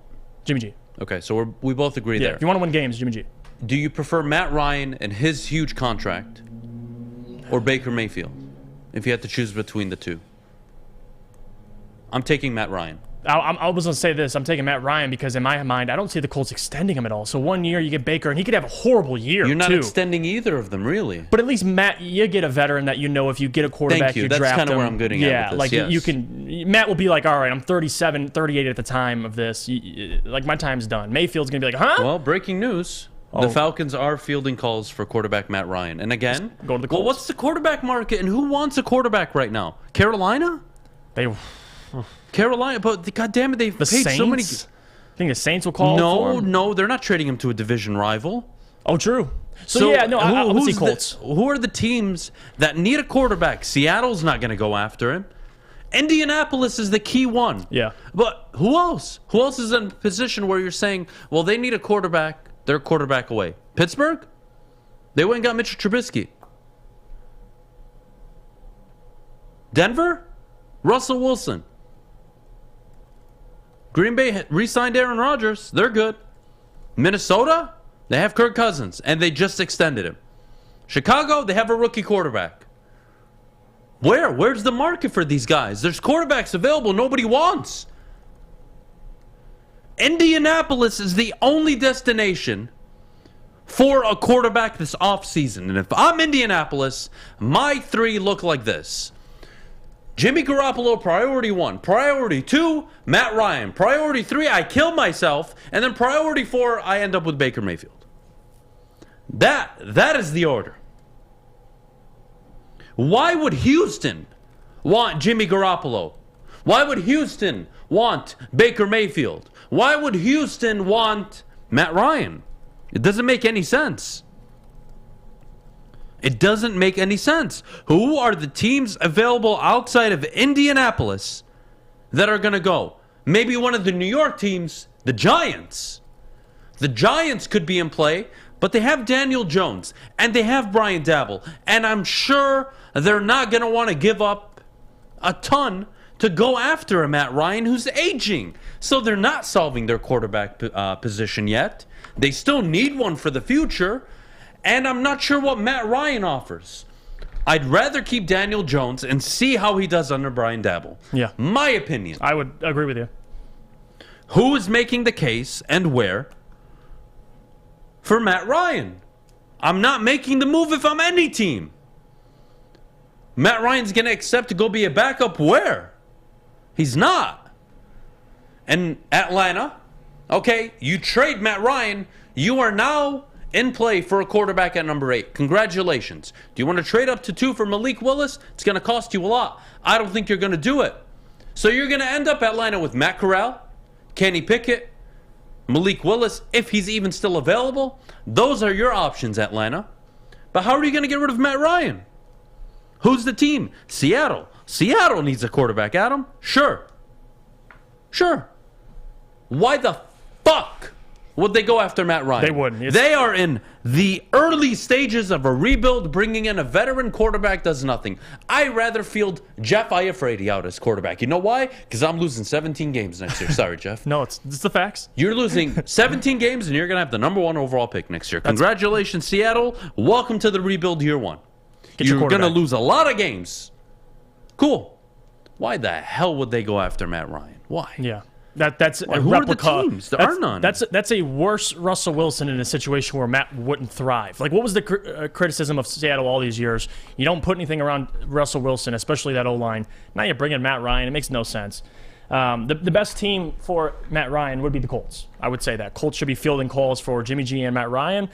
If you can get one of the two, I think you're good. The Colts are going to be fine, especially this year. Now, will it be better than Carson Wentz? Yes. Maybe not statistically, but maybe they'll win more games. That'll be where I leave it at. I'm okay with that. Let's get into Mailbag out of the break. Get your questions lined up in the chat. Jeff will drop the questions. Start getting them lined up, guys. It's Mailbag time, 9:50 right around the corner. But before we go, Jeff, I got to ask you a question, my friend. What's up? Could you give our loyal, lovely listeners a quick what's next in terms of Jeff moving forward with the pod? I know you're doing a pod with Sean Murphy. Yes. But kind of walk me through the Jeff Iafrate show. What's that going to look like? How often? Where can I expect? Just give me the platforms. So my channel individually in the chat, you guys see it, Jeffrey Iafrate. Click on it, subscribe to it. I will be posting what I want to post. It's going to be Pistons, it's going to be Lions, mostly NBA and Pistons stuff, just individual topics. I'll be talking about, if the Pistons, whoever they get in the draft, the upcoming draft, I'll be making, 10 to 12 minute short videos on my channel. But if you want the podcast itself, where me and Sean Murphy will be talking about Pistons, the NBA entirely, go over to From Half Court on YouTube. It's a part of Woodward Sports. We'll be making content. We're going to try and be the voice of the NBA for Woodward Sports and kind of open up a whole new spectrum for it. So all the NBA lovers or anybody that just wants to keep up with the Pistons, go to the From the Half Court on YouTube, or check out my personal channel where I'll be uploading soon. So, which I'll still be making appearances on shows and everything. But in terms of content, my channel and our channel, me and Sean's, will be From Half Court. So check it out. It'll be great, and I'm excited. I can't wait to strictly do things that I love, which I love doing this show so much. But again, Terry Foster, one of the GOATs in Detroit sports history, so I love it. And in terms of sports talk, he really is the OG. Love Terry. He's a great guy. So the show is going to be just fine. Trust me. Terry Foster's going to take care of it. He's going to help this thing grow to the moon. And my content, yes, my channel and From Half Court will be where I'll be posting all my stuff. So look for that. Before we actually, let's take a quick break. Let's get to Mailbag right out of the break. We'll see you guys in a little bit, and then we'll get to answering your questions. I got to tell you about Cintron. Drinking one right now, guys. And Cintron, absolutely delicious. Cintron World is an aspirational lifestyle beverage brand with a line of sparkling flavored energy beverages, premium bottled water, and revitalizer shots. So Cintron is the official energy drink of the Red Wings, proud partners with the Detroit Pistons, and exclusively served at Little Caesars Arena. If you're looking for premium ingredients, long-lasting energy, balanced hydration, essential vitamins, and great taste, Cintron is your top choice. Buy online at cintronworld.com. Use the promo code RedWings10. Save 10% with shipping included. Remember, guys, drink it, live it with Cintron. Hi, my diamonds. It's Crystal with an X. You want to get hot and perfect like me? Here's my super easy routine. Drink at least a gallon of water before you wake up. Attach a weight to everything in your house. Hello? Sell your car and just sprint everywhere. Scream when you exhale. Don't follow Crystal with an X. Do your own thing at Planet Fitness with tons of equipment and free fitness training in our clean and spacious clubs. Join now for just $10 a month and cancel anytime. Baseball, beer, babes, more beer. Opening day live from Brass Rail and Music Hall Amphitheater with Woodward Sports. Oh my God, guys, Wingstop. Listen, I say this a lot. I read these ads at 9:50 a.m., but don't look me in the face and tell me you don't want some Wingstop. 9:50 a.m., fish, I had to do it. Fresh, juicy, hormone-free chicken. Wingstop has the best traditional wings. Try out their signature sauces, Jamaican jerk or lemon pepper. Because, guys, let's not forget, their wings are tossed to perfection in any sauce you so choose. When the wings are this good, you're allowed to be a snob. So order online, wingsnob.com. Wingstop, we just have better wings. Let's get into the mailbag. All right. See what kind of questions First question I want to get is from Funky Fan, even though I just answered it in text. All right. If Adham and Jeff, if Key signs today, which is the edge rusher from San Francisco, will Hamilton become more of an option in your eyes? Because then it allows Harris and Key to be on one side and the Aquaras on the other, or do you still take another guy at number 2? It makes sense, but I don't do it. I'd rather go Malik Willis or another edge rusher. To be honest with you, Funky, none of Key, Charles Harris, the Aquaras. These aren't premier edge rushers. These aren't guys that you are building your defensive front on. These are nice pieces to have. These are depth guys. But these aren't game wreckers, game changers. I'm still taking an edge rusher at 2. It's not even... It can't be a conversation for me. I can't move off of it. I really can't. I think it's impossible to pull off if you're the Lions. Adam, what if Malik Willis shows out completely on his pro day? Then what? Why pass on Mike Vick? Mike Vick, clone Vick himself. I don't know what the hell you're saying, but I get it. I get what you're trying to say. I just don't know what the hell I'm supposed to say. Anyways, if he shows out at his pro day, look, it's going to be tough. I get it. And if Brad Holmes has sold on drafting a quarterback this year, then I'm for it. That's fine. And look, Malik Willis has the size, the strength, the durability, the mobility. A lot of things you like, and he has some concerns, but there's no perfect prospect, right, guys? So I'm willing to acknowledge that. But I'll always go back to this from now till the start of the draft. Draft the cocaine. That is the mantra for this year's draft. Draft the cocaine. The coco. Draft the coco. All right? Get a dominant edge rusher that you're going to need to change the whole game. Yeah. You don't have a quarterback? How do you eliminate the opposing team's quarterback? By getting a pass rush. It's not freaking hard. No doubt. Is there a star offensive player for the Wings to help us stop playing 90% of the game on defense? Oh, that's a tough one. Honestly, the Red Wings are going into the offseason with a lot of question marks, what they're going to do in the draft, what they're going to address in free agency. I'm not sure if I'm ready to give an answer on that yet. Let's see. What other questions do we have in here? I'm going to ask my man Noah. All right, Jeff, assuming we get Jabari Smith in the draft, who else, what type of players would you like to see around Cade next year? Listen, well, Jabari Smith brings the shooting aspect, of course, but you need size. That's the reality of it. That was the two things I said the Pistons need going into the offseason and the draft, size and shooting. Now, Jabari brings two of those things, but you need a true center. That's going to be a position that I feel like they need to address. Is it DeAndre Ayton? I don't know, but there's plenty of other centers out there, whether it's Mitchell Robinson, whoever it is. So size would be the question I would ask, or I would answer to you. You get the shooting, that's great, and that's going to help Cade a whole lot. You need shooting on this team, but it is size as well. You need rim protection. That's why I like Chet Holmgren. He brings all of those things, but I like Jabari Smith as well. And if you get a guy like Jabari, let's say you don't get the number 1 overall pick, Chet goes number 1, you go and sign a center, or you go and trade for a center, either one. You need size, no doubt about it. Let's see what other questions we got. Can he pick it at number 32 if he somehow slips? Question mark. Opinions.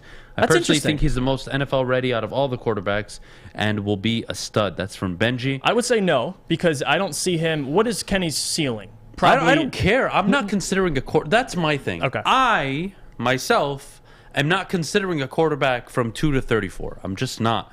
The defense needs a tremendous amount of help. I do believe I can win games this year with Jared Goff. So, yeah, I'm not in the quarterback market right now. I'm really not. Look, if they take a quarterback, that's on them. Then they can figure that out for themselves. I'm a fan of going all in on the defense. How much, and this is from Kurt Romero, how much does having Sewell help Brad Holmes separate rumor from reality in regards to the Kayvon Thibodeau debate?